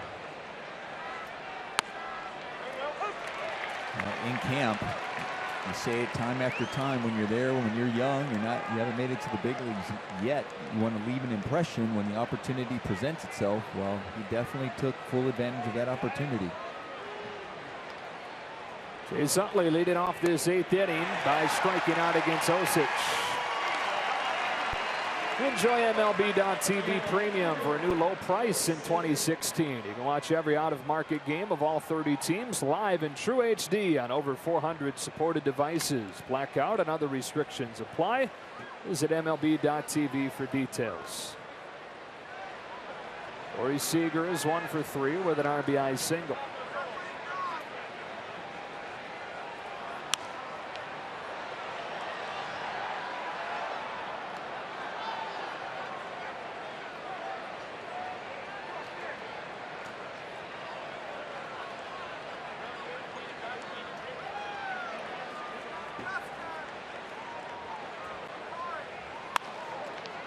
Hard hit right at Panic, knocks it down, recovers, 2 gone.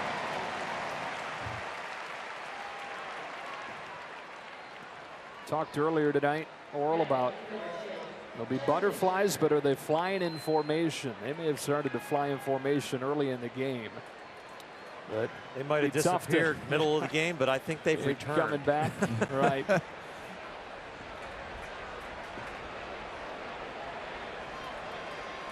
Sixth spot in the Giants order due up in the 8th inning against Stripling. And so he would have to see the top of the order one more time before this night's finished.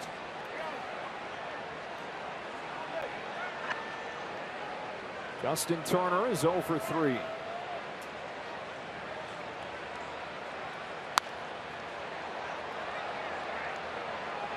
The night that Ross Stripling is having, talk about the defense behind him, but also on the offensive side. Okay, you have 2, but you still want to keep putting some, those late runs as well.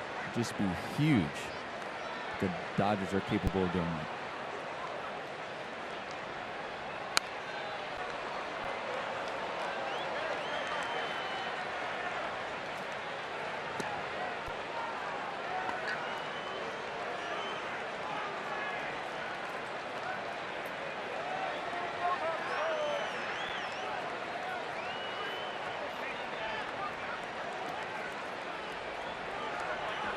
Giants pitching has sat down 9 consecutive Dodgers until Justin Turner singles through the left side to keep this 8th inning rolling. Take a look at our Morongo Casino Resort and Spa slow-mo cam. They're trying to get in there on Justin Turner. And he's able to get the barrel of the bat on that, hit a solid ground ball through the infield.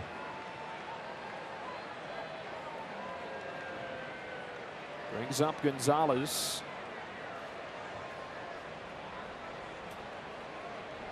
With one swing could give the Dodgers some extra important breathing room going into the bottom of the 8th. Strike 1.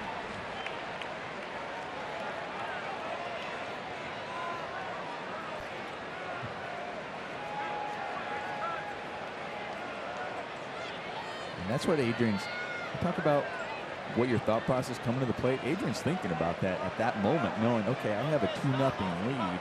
It's 2 outs. Early in the count, I'm going to try to see if I can get a pitch that I can handle and get my first home run of the year.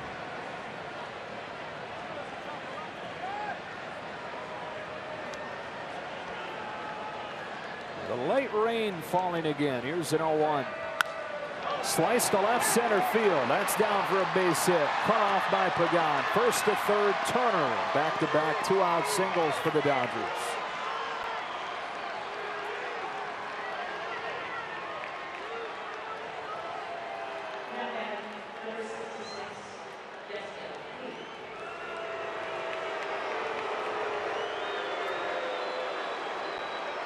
We've been talking about the pitch count with Ross Stripling is clearly something to take a look at.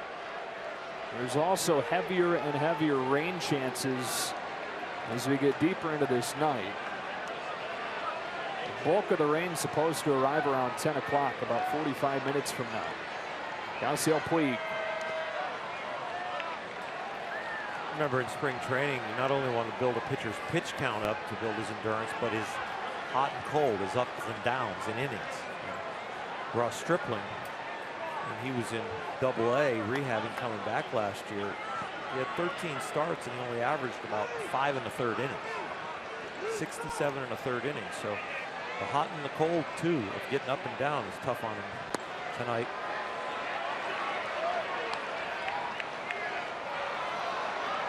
As rain starts to fall harder, does that spike curve become harder to control? Well, fortunately, hopefully the rosin bag is dry out there. If he has problems gripping it, he needs to gather himself enough to ask for help from the umpires or a fresh rosin bag and protect his hand. But yeah, when you only have one finger that you're gripping it really hard with, it can slip a lot better than when you have 2. Easier to grip your 4-seam fastball because you can use the seams.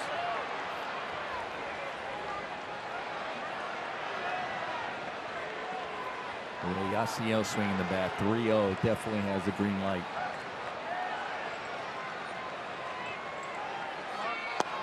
4-pitch walk.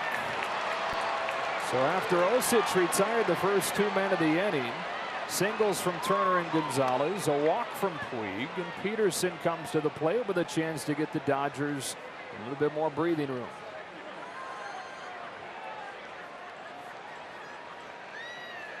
Dave Righetti's out there to talk with Osich.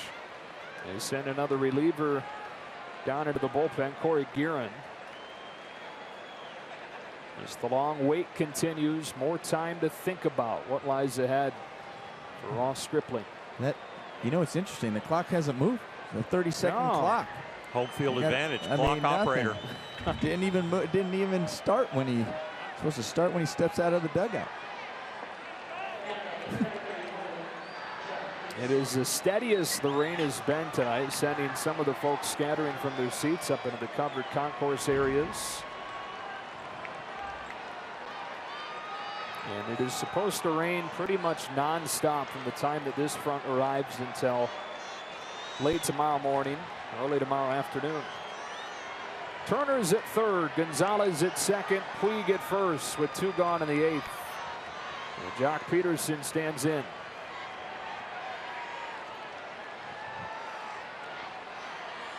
This be one of those spots you're looking for one you can drive, right, Nomar? That's it. Now it's not about a home run, just get a hit.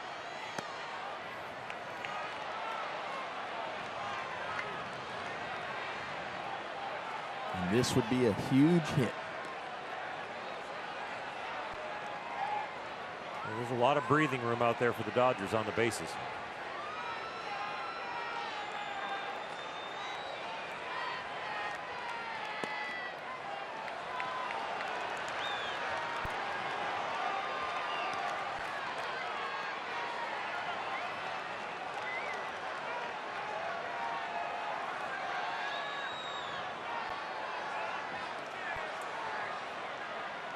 Peterson can sit dead red with the bases loaded and 2 gone in the 8th on this 2-0 pitch from Josh Osich.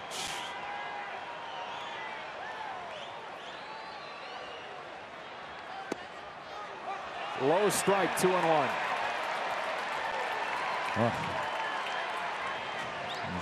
If you can read lips, Dave Roberts saying that ball is down, and Jock Peterson thought it was down, and it definitely looked down. We have another look here, and we see that on pitch track. It looked down.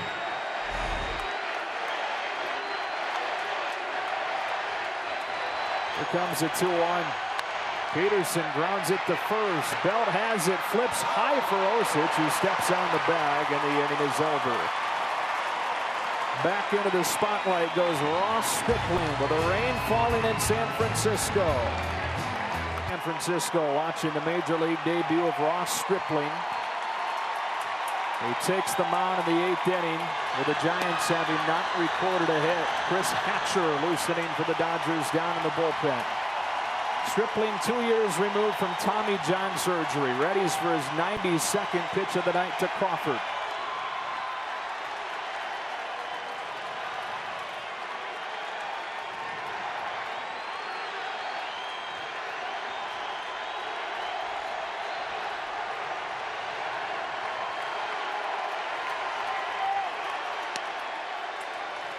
What Ross Stripling is chasing has only been done in a major league debut 1 time, and it was in 1892 from a guy named Bumpus Jones. It's never been done from 60 feet 6 inches in a major league debut. The mound was 55 feet then. 1-2 on Crawford.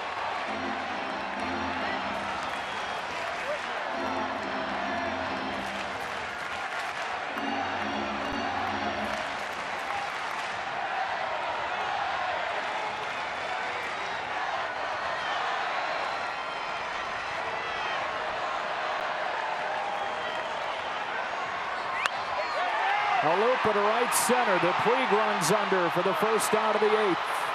He's 5 outs away. Before the game started, when Ross took the mound, his warm-ups, he was everywhere. He was erratic. You could tell the nerves were getting to him. He settled right in at the beginning of the game. The warm-ups before this inning, he was locked in. The ball was low. It was the correct side of the plate, and he was hitting A.J. Ellis's glove. Angel Pagan is 0 for 2. Fly out to left and a fly out to center.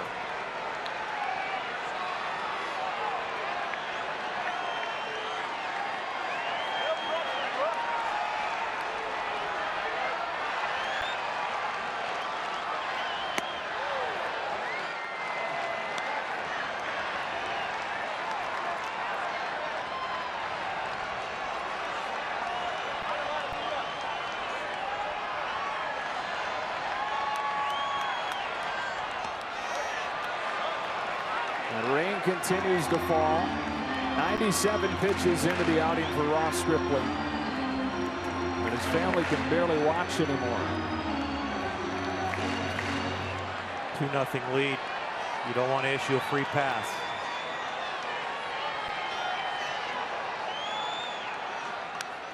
Two and one.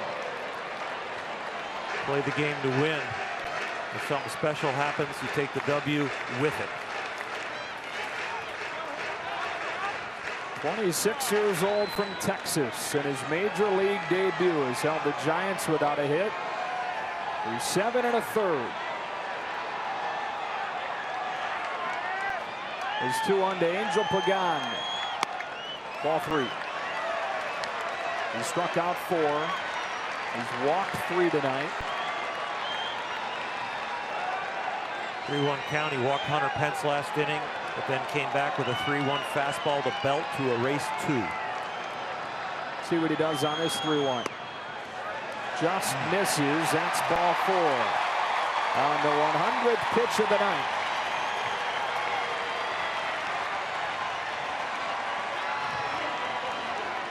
Knowles touched on it, that some of his misses have just barely been misses. At least they're on the right plane, and that one just missed.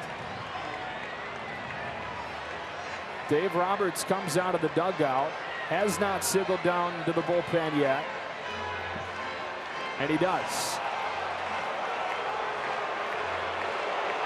I saw Dave Roberts about 3.5 hours before the game, and he said, 100 pitches is probably the limit. He's definitely not going to go over 100. He didn't know what kind of responsibility would fall on his shoulders here in the 8th inning, with Ross Stripling delivering 7 1/3 without a hit. He hands it off to the bullpen. Chris Hatcher comes in a 2-0 game. What a debut for the 26-year-old Ross Stripling. A hit, but he leaves the game after pitch number 100 and hands the ball to Chris Hatcher, who faces off with Trevor Brown and delivers ball 1. So Hatcher's in, still with this thing going. Dodgers out hitting the Giants 8-zip. The tying run at the plate. Go ahead run in the on-deck circle in the form of Buster Posey, coming off of the bench tonight. What do you think, guys? Well, you can't let down. You got to go out there, keep playing, go for the win. That's what you're thinking about, from the bullpen to the defense. And I know a lot of people talk taking out Stripling with a performance, but let's not forget, we keep saying he was 2 years removed from Tommy John surgery. And you sensed, guys, by his reaction when Dave Roberts took him out, that he wholly understood. They accomplished an awful lot. Ross Stripling accomplished it too. They got the young man into the dugout in a really good place. Secured his 5th spot in the rotation through 100 pitches and kept him healthy. There's the strike, 3-1.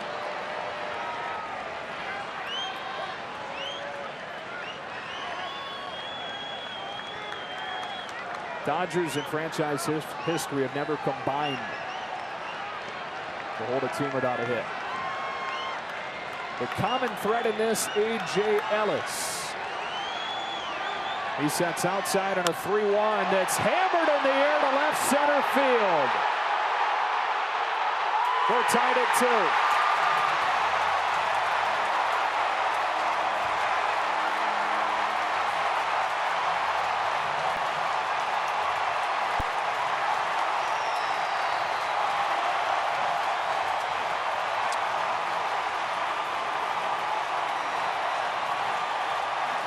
You never want to have a bad outing. You never want to disappoint a starting pitcher that has made a tremendous effort. But you still walk a very tight rope when you come in out of the bullpen. You can be a hero, or you can struggle with a bad memory.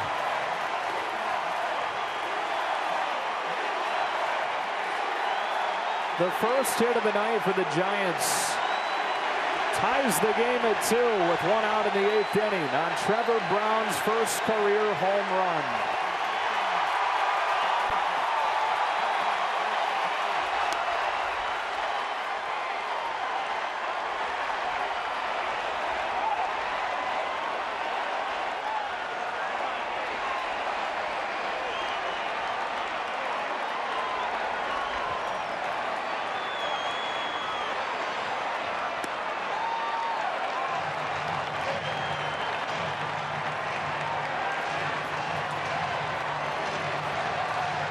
Ross Stripling taken out of the game with 7 1/3 no-hit innings. He had reached 100 pitches on the night.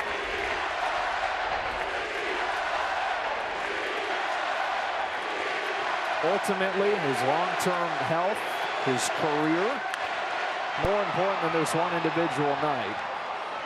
But as the focus turns from what was at stake to this swing, it turns from a potential no-hitter into a tie game with the Dodgers trying to even this series up at 1 game apiece.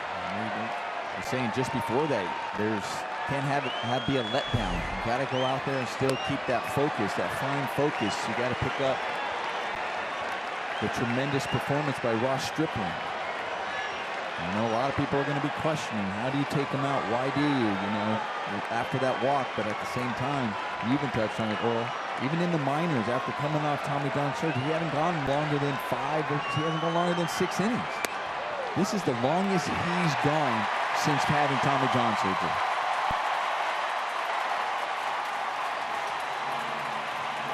Hatcher walks Adrianza. He comes on and faces Trevor Brown, who hits a 2-run homer. Now Adrianza with a pinch hit walk. Back to the top, Denard Span. The Giants have the go-ahead run on base against Dave Roberts' club now. Dave went 3 days in San Diego without, like we talked about, really having to make a significant decision, with the Dodgers outscoring the Padres 25-0. Finally, some decisions as far as the bullpen and when to take a starter out yesterday. In a much more normal context, he could manage a whole season and not encounter the kind of decision that he and that dugout had to make. Chris Hatcher with Dave Roberts now coming out of the dugout to protect him.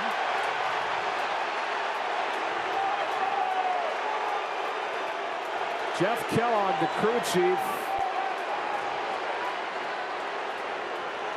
and Chris Hatcher sharing some words. A lot of motion right now. Chris Hatcher disappointed in giving up the Stripling gem, but also some pitches that were close that could have been called strikes. And Dave Roberts getting involved with the emotions and being booted from this game. But that is to protect his players and to keep his pitcher in the game. That's what a manager's supposed to do.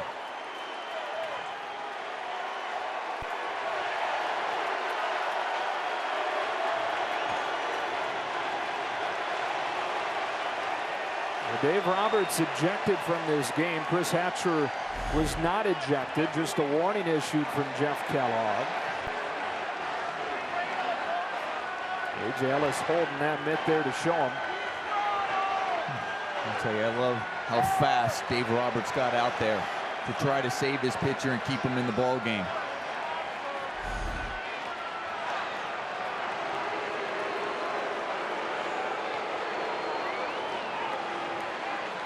And I know there's going to be questions once again talking about, taking him out, but aren't you supposed to rely on your bullpen to come in situations like this?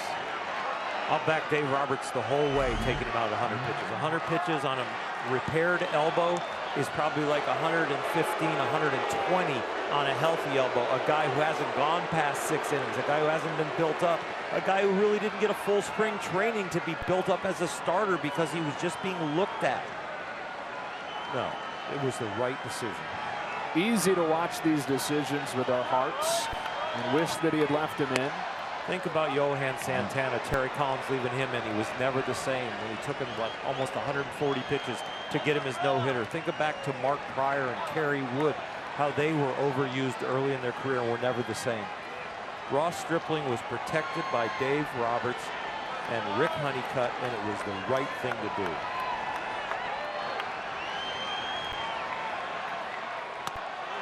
One and two on Span is and we understand, like you said, the emotions are involved. But right now, it's a 2-0 game. Now it's 2-2. A 2-0 game in the bottom of the 8th. You put your bullpen together for moments like this to go out there and close the door. It's simple as that, and that's what he turned to. Maybe it's too strong of a word, but irresponsible comes to mind for what it may have been had they let him try to finish this thing out. Well, for sure. If he'd have walked off the mound on the 105th pitch with no hitter and the elbow blows up again, and he goes for a second Tommy John or some other part. No, and the pitches he threw tonight were more strenuous than any pitches he's ever thrown in his life. A big league debut, Dodger-Giant rivalry, a no-hitter intact.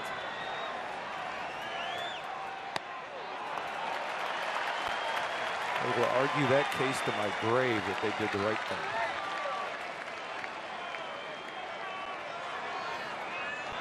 This one game is not going to make up his career or the rest of the Dodger season. Go ahead, run aboard for the Giants with 1 out in the 8th. And Span hacks at it foul. Still 2-2. And again, fans are going to look at this with their hearts naturally. And we're glad they do. We are so glad we do. They do. From the professional side, from the long-term management side, you have to look at it from the Dodgers' perspective. From how you build a roster, to how you assemble your team, to how you protect your team, and how you put them in a position to win as many games as possible, not just one game.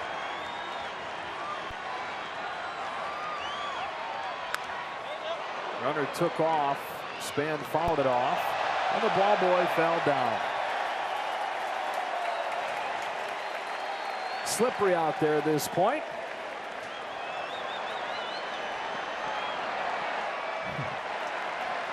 Those young men down the line there who are not very young are treasures here in this ballpark.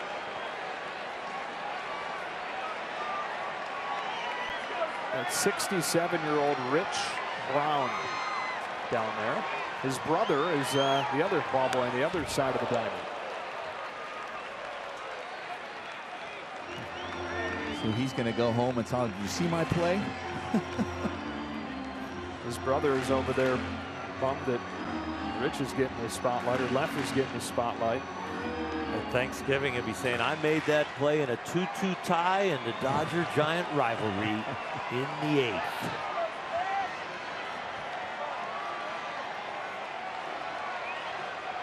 One of many really nice defensive plays tonight. Hatcher home with another 2-2, and Span hits one to short. Seager's got it on a backhand. He'll get the out at first. What a great play by Corey Seager. One, coming up with it, but then two, knowing that the base runner is going, so he takes a peek just in case he might have had a chance, and then throws it first. Watch after he makes this play. He's going just in case he swings through it, comes back, but then gets up and knows my only play is to first base. Just a nice play. And every time we watch Corey Seager, he always just seems so calm. I mean, that was a tremendous athletic play. But a great baseball clock.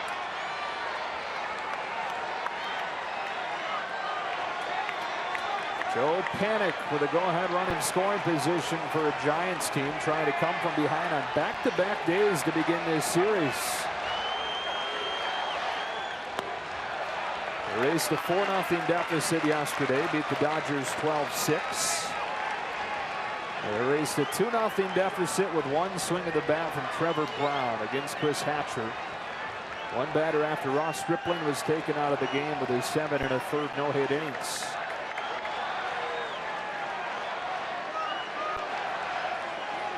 Panik is 0 for 2 with a walk.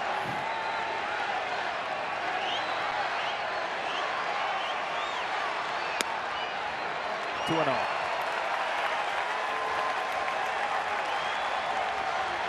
Bill Blanton down to the Dodgers bullpen to get loose.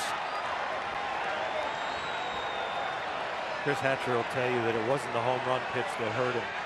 It did hurt when it went over, but what hurt him was falling behind 3-0. Giving the batter time to judge every speed and then having to come in with a strike.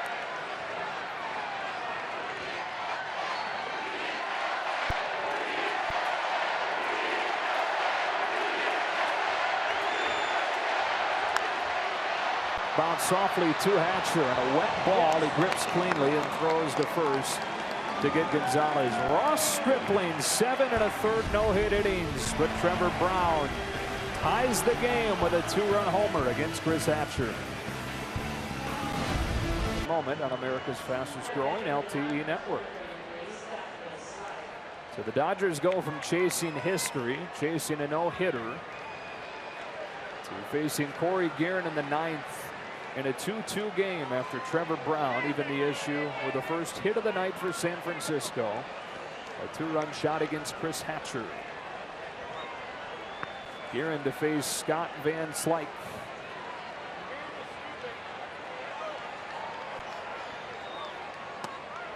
Strike one.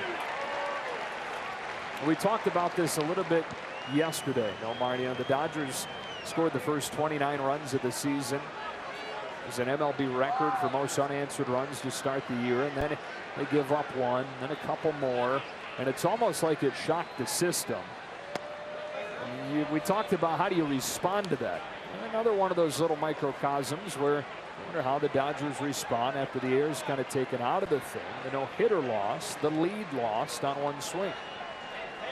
Well, that says a lot about a team, and early in this season we can see what this team's made of. Because now that all that is gone, and you definitely felt it yesterday. Chris Hatcher pretty close to getting thrown out, pretty much trying to at this point. He likely won't pitch the 9th inning, so not much to lose. And Slyke in the air to center. Back on it goes Span. Still going to the wall and runs it down for the first out of the inning.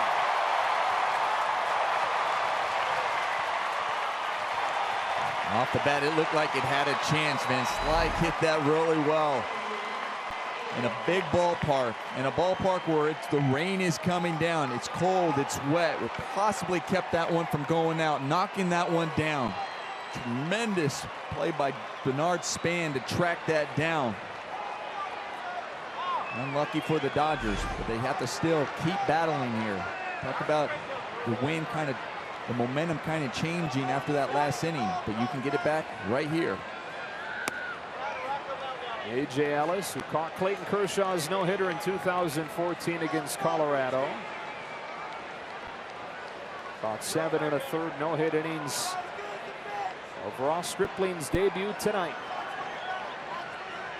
Guerin brings a 1-0 pitch.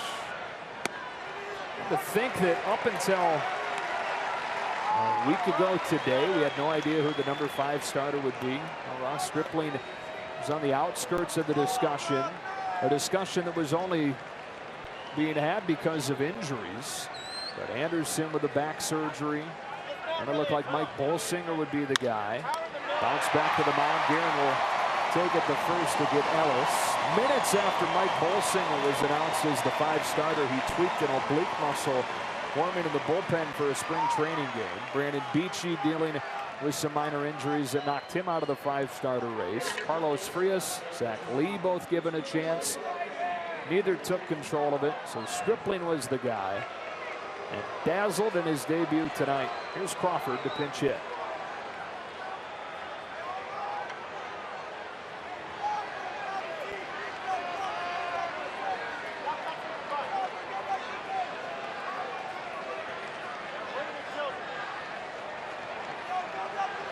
So let's keep in mind the silver lining of the whole thing, which is maybe the Dodgers found something here, and Stripling back from his Tommy John surgery. Some more shouting in that dugout. And they're sending Crawford back. Jeff Kellogg having to play traffic cop now behind home plate. Over to talk to Bruce Bochy now. He's already thrown Dave Roberts out of this game for running onto the field to protect Chris Hatcher during a verbal argument at the bottom of the 8th. Any idea what the mix-up is here? Well, he's probably talking about, doesn't he have to see one pitch? Does he have to see a pitch? Or just Carl stepping in the box, pulled him back, but Carl can't come back in the game though. What, can he now that he stepped in the box and announced? He was announced. He was definitely announced. Right. So yeah, he would be, although this explanation makes you think that they're ruling otherwise. But you're right, if he's into the box and he's announced, basically Hernandez is technically inheriting an 0-0 count.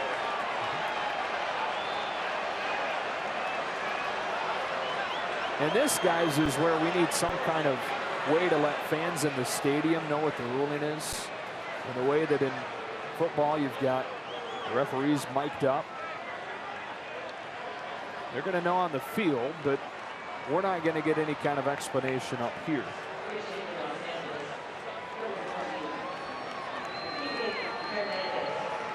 What I think was trying to happen was Carl Crawford was going up there to see if they would change pitchers to bring in the lefty. And maybe he's not able to hit with his sore back, and they didn't make the change. They needed to put Kike up there. There's a lefty in the Giants' pen. And they were trying to deke him in to bring in the lefty and to get Kike really to hit.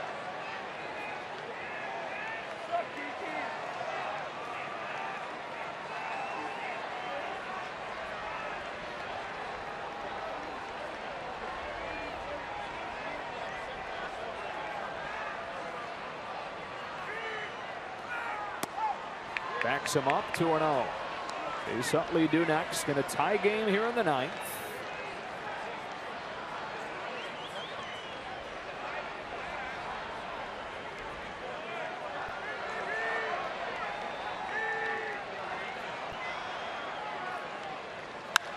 Hernandez hammers a fly ball in the air to center. Span back on this one, twisting at the track with room, and a second long fly out to center in this 9th inning for the Dodgers. Onto the bottom half, locked at 2. And Trevor Brown hit a 2-run shot against Chris Hatcher to tie it. Now Baez will try and get it into extras.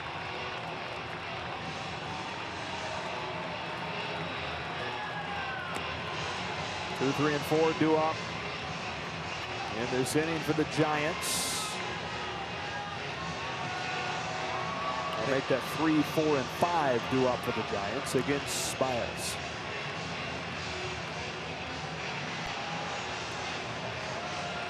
This is where you get a shot to the gut. You know, Ross Stripling does an outstanding job. Bob Guerin now has to take over as manager with Dave Roberts being kicked out after questioning balls and strikes. But Pedro Baez pitched yesterday, 2/3 an inning, didn't do that well, gave up a couple hits, a run of his own, and J.P. Howell a few of his. The bullpen has really kind of been a little bit battered after starting the year out with 8 scoreless innings. And all of a sudden, they're kind of back on their heels a little bit. Win or lose in this game, Nomar, I think when we watch them and how they approach these situations, they look like they're grinding it out. They look like they're competing. That's where you're going to grade the character of the team. And so far, I think they are. They haven't backed down. They don't look depressed, and they're not backing off. They're still fighting. Hunter Pence leads off this 9th inning. And takes strike 1 at 97 from Baez. You know, obviously disappointing. We talked about the emotion from Ross Stripling being taken out, having that no-hitter. You know how you pick him back up? He's coming back and winning this game.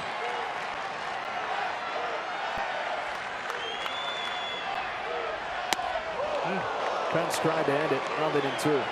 Yeah, if you come back and win the game here, if you're the Dodgers, and you know, really what you have is a splendid debut from Ross Stripling, and over time you forget about the circumstances that surrounded Hatcher giving up the game-tying 2-run homer.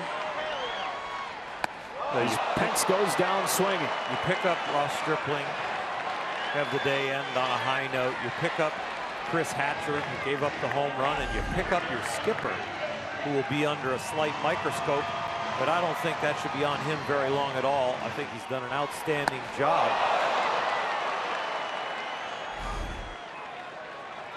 Pedro Baez can be a big part of coming to the rescue.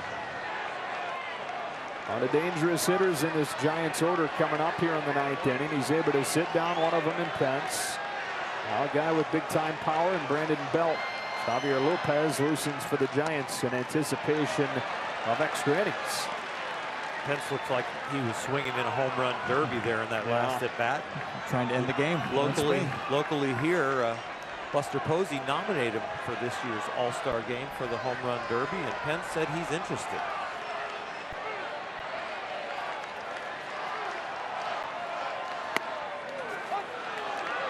Ball and a strike on Belt.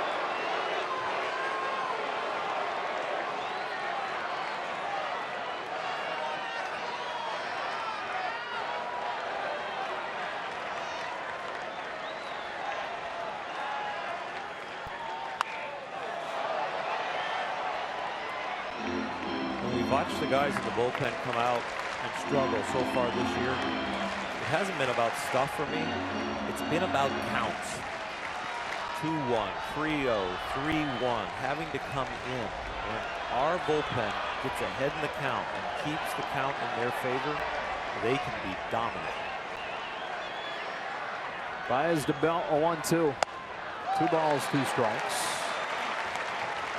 And this is a kind of lineup, Oral, you can't afford to fall behind against. There's a lot of professional at-bats, and they know how to build those counts, and you've got to attack them. You also got to have some secondary stuff to get back into counts when you fall behind. And back-to-back strikeouts to start the 9th for Baez against the 3 and 4 hitters in this Giants order. A little adrenaline to your offense coming in the dugout. You strike out the side, or just those 2 punch-outs, 1 at 97, 1 at 96. Finish off this inning in a hurry. Do it in a flurry. See what happens with the bats. And they'll have the top of the order coming up. Dodgers will. And if Baez can sit Duffy down, the Giants will have the bottom of their order due up in the bottom of the 10th. Still an out to get here in the 9th. Duffy swings through it, strike 1, and we've seen 3 guys going up there with one thing on their minds. That often happens when you're the home team. You're going, I'm going to go out there. I just can do it with one swing. End the game. We can walk off. You really battle yourself. It's time to stay within yourself and say, okay, I'm supposed to just get on.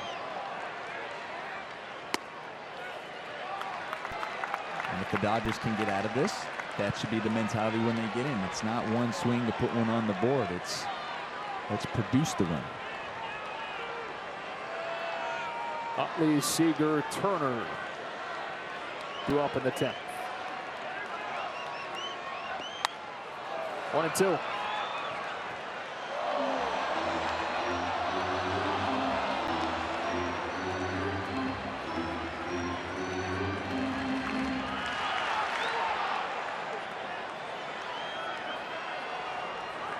Pedro Baez going right through the teeth of this Giants order. Struck out Pence with a fastball. Struck out Belt with a fastball. And a 1-2 to Matt Duffy. Softly hit the second. Chase Utley's got it. Let's see if the Dodgers can go get this thing done in extra innings. Locked it 2 onto the 10th in San Francisco. And that curveball we heard all about was filthy all night. Located the fastball, and the Dodgers might have something here, Earl. Yeah, we definitely have someone that can deal with the big stage. He's got a 4-pitch mix. We saw a changeup that was supposedly in development, but he executed it precisely when A.J. Ellis called it. And the young man gave us a lot to remember, and we know he's going to remember tonight. The Dodgers would like to remember tonight as a win. All of that stuff that happened in the 8th inning, a lot easier to stomach if they can find a way to get it done in extra innings. Javier Lopez comes in for San Francisco, and the Dodgers get ready to bring the top of the order to the plate. Trying to do just that. As good as you feel getting on that plane in San Diego 3-0 with a whole bunch of shutouts in your pocket and an offense that's going well and good defense, is as bad as you'll feel if this one ends up punching you in the gut. Good work from Pedro Baez in that bottom of the 9th inning against 3 through 5 in the Giants' order. Struck out Pence, struck out Bell, and got Duffy to hit a weak ground out. Second day in a row, we've seen Javier Lopez. There's a lot of comfort in both dugouts. I know we have Bob Guerin in there now managing the Dodgers and Bruce Bochy, but remember tomorrow, Clayton Kershaw and Madison Bumgarner. So those are guys that can eat a lot of innings, and you don't expect to have to get to your pen early. So as long as this game goes, it gives them a little more flexibility on how to change pitchers and how deep you want to go with the arms. Guerin, the bench coach, calling the shots over there now with Dave Roberts back in the Dodgers clubhouse. Chris Guerin, a former manager in Oakland. Chase Utley leads off the 10th inning. First extra innings game of the season for either side. And the low strike, nothing in one. Sometimes the managers are in the clubhouse. Sometimes they're in the tunnel right behind the dugout, watching on a monitor and being able to yell instructions up there. I'm sure Dave Roberts not doing that. You never know. I can tell you Bobby Valentine did it. I can tell you Buck Showalter did it. Brandon Bell takes it to the bag, one away. I can tell you Dusty Baker did it. Okay. I can tell you Mike Hargrove did it. So what you're saying is he's doing it? Possibly. Yeah. Just don't show your face with a mustache and glasses on like Bobby Valentine did in Shea Stadium.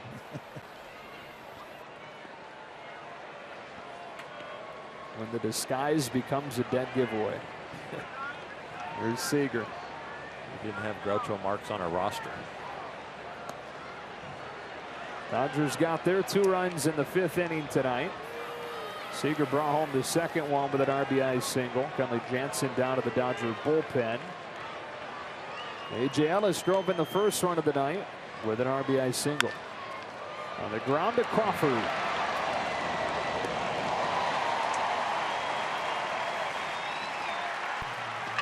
Javier Lopez doing his part, coming in and getting 2 quick outs.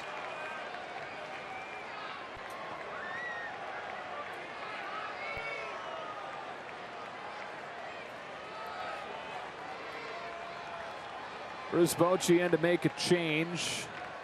It'll be a double switch. Buster Posey comes in to play first base. And the Giants bring Santiago Casilla, their closer, into the game to try and get Justin Turner. Get this game into the bottom of the 10th.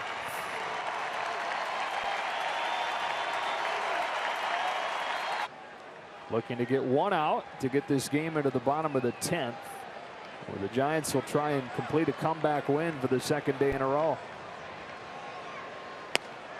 Strike 1 to Turner. We're back in the 8th.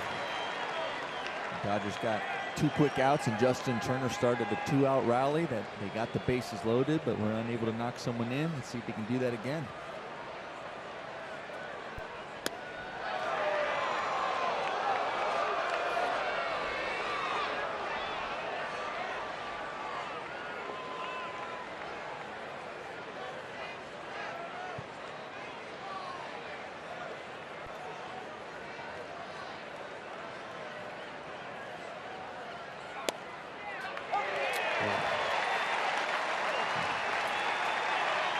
That's going to light up somebody in blue after the squeezing, or at least the thought of squeezing Chris Hackman. Borderline on the corner.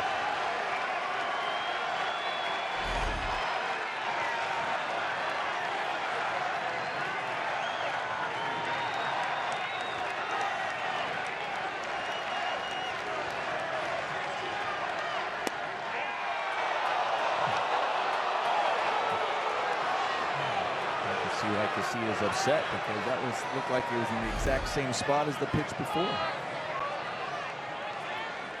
And that can confuse you as a pitcher, and it can also confuse you as a hitter.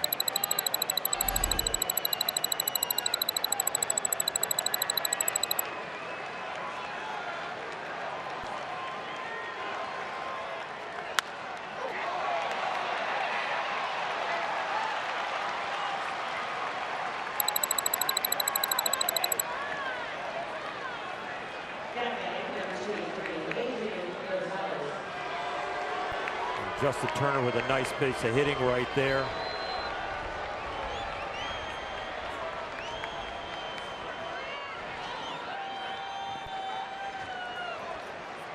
I'm back, guys.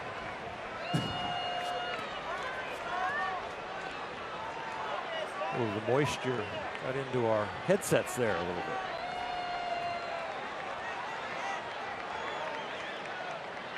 bit. Adrian Gonzalez takes outside. I was telling you about how on the offensive side for the Giants, you saw those big swings. And now there's 2 outs here for the Dodgers, but you still try to just stay within yourself and not think that you have to get too big and just try to do it yourself. He did a good job in the 8th. He just didn't come up with that big 2-out RBI.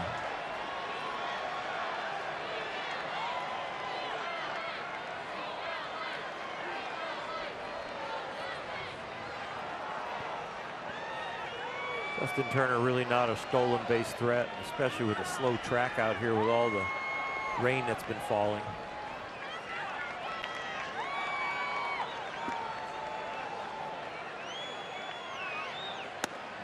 Just thinking about it though. It took off hard, but it looked like, I wonder if he slipped a little bit too, or it was just him stopping, just kind of faking it over there.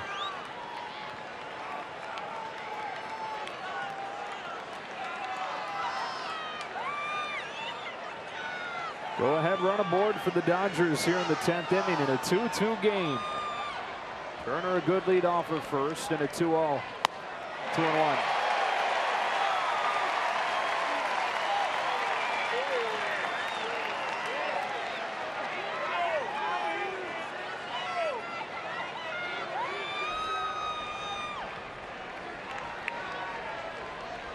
Second day in a row. Huge swing and emotions. The momentum. Giants tied it with a 2-run shot from Trevor Brown in the 8th. After the Dodgers got their 2 runs in the 5th inning. One day after the Dodgers saw a 4-0 lead turn into a 12-6 defeat in the series opener.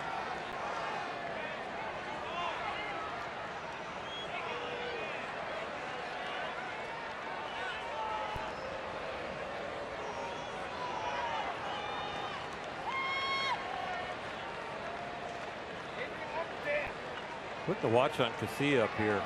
Man, he is not real quick to the plate, and I think that's why Justin Turner's getting out there and thinking about running. He's above 135, which is definitely a chance to have a green light. it's 3-1 now. A shorter leg kick right there. Casilla just trying to be quick to the plate. In some ways that could be great for Adrian Gonzalez, because if he's worrying about Justin Turner and just comes off of the pitch a little bit, misses location, Adrian could hurt him. So whether you're going to steal or not, you're at least getting some attention. See if Adrian gets one to drive. Big lead from Turner. He's not running. Hard hit up the middle. Crawford's got it, sets his feet, throws him out to finish the inning. Dodgers get a 2-out single from Justin Turner, but don't score. We stay to the bottom of the 10th inning, tied at 2. Despite the Dodgers out hitting the Giants 9-1. Joe Blanton on to try and extend this game. Joe Blanton a piece for the Dodger bullpen to give them length. Resurrected his career with a few mechanical changes and then an addition of a slider, throwing it a lot more often. Charlie Culberson over there with the third base bag now.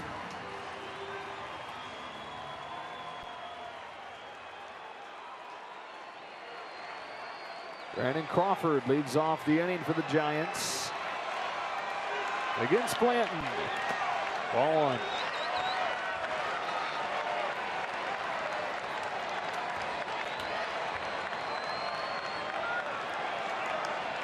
Got honored tonight before the game for his Silver Slugger and his Gold Glove that he won last year. Hits a high fly ball to left field. Back on it goes Van Slyke. A gut punch to the Dodgers tonight.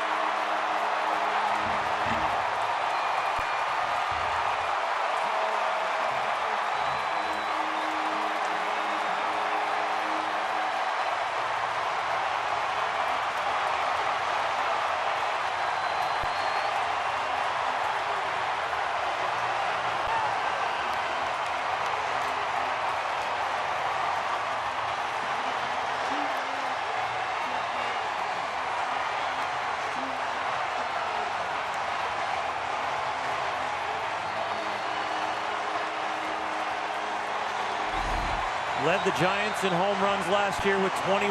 Yes, Hunter Pence was hurt, but Brandon Crawford does it. He's got pop to all fields. And this one hurts the Dodgers in the biggest way. But I know one guy is going to take it personal. And that's the leader of the Dodger staff, Clayton Kershaw. Tonight when he goes to bed and tomorrow when he gets up, he's going to try and redeem the team.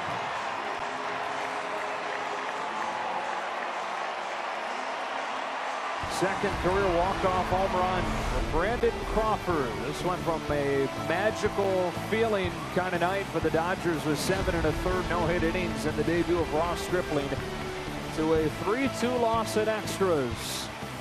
For Orl and Nomar, Alana, Joe Davis saying so long from San Francisco. Now we get you to Access Sportsnet Dodgers, brought to you by Nissan.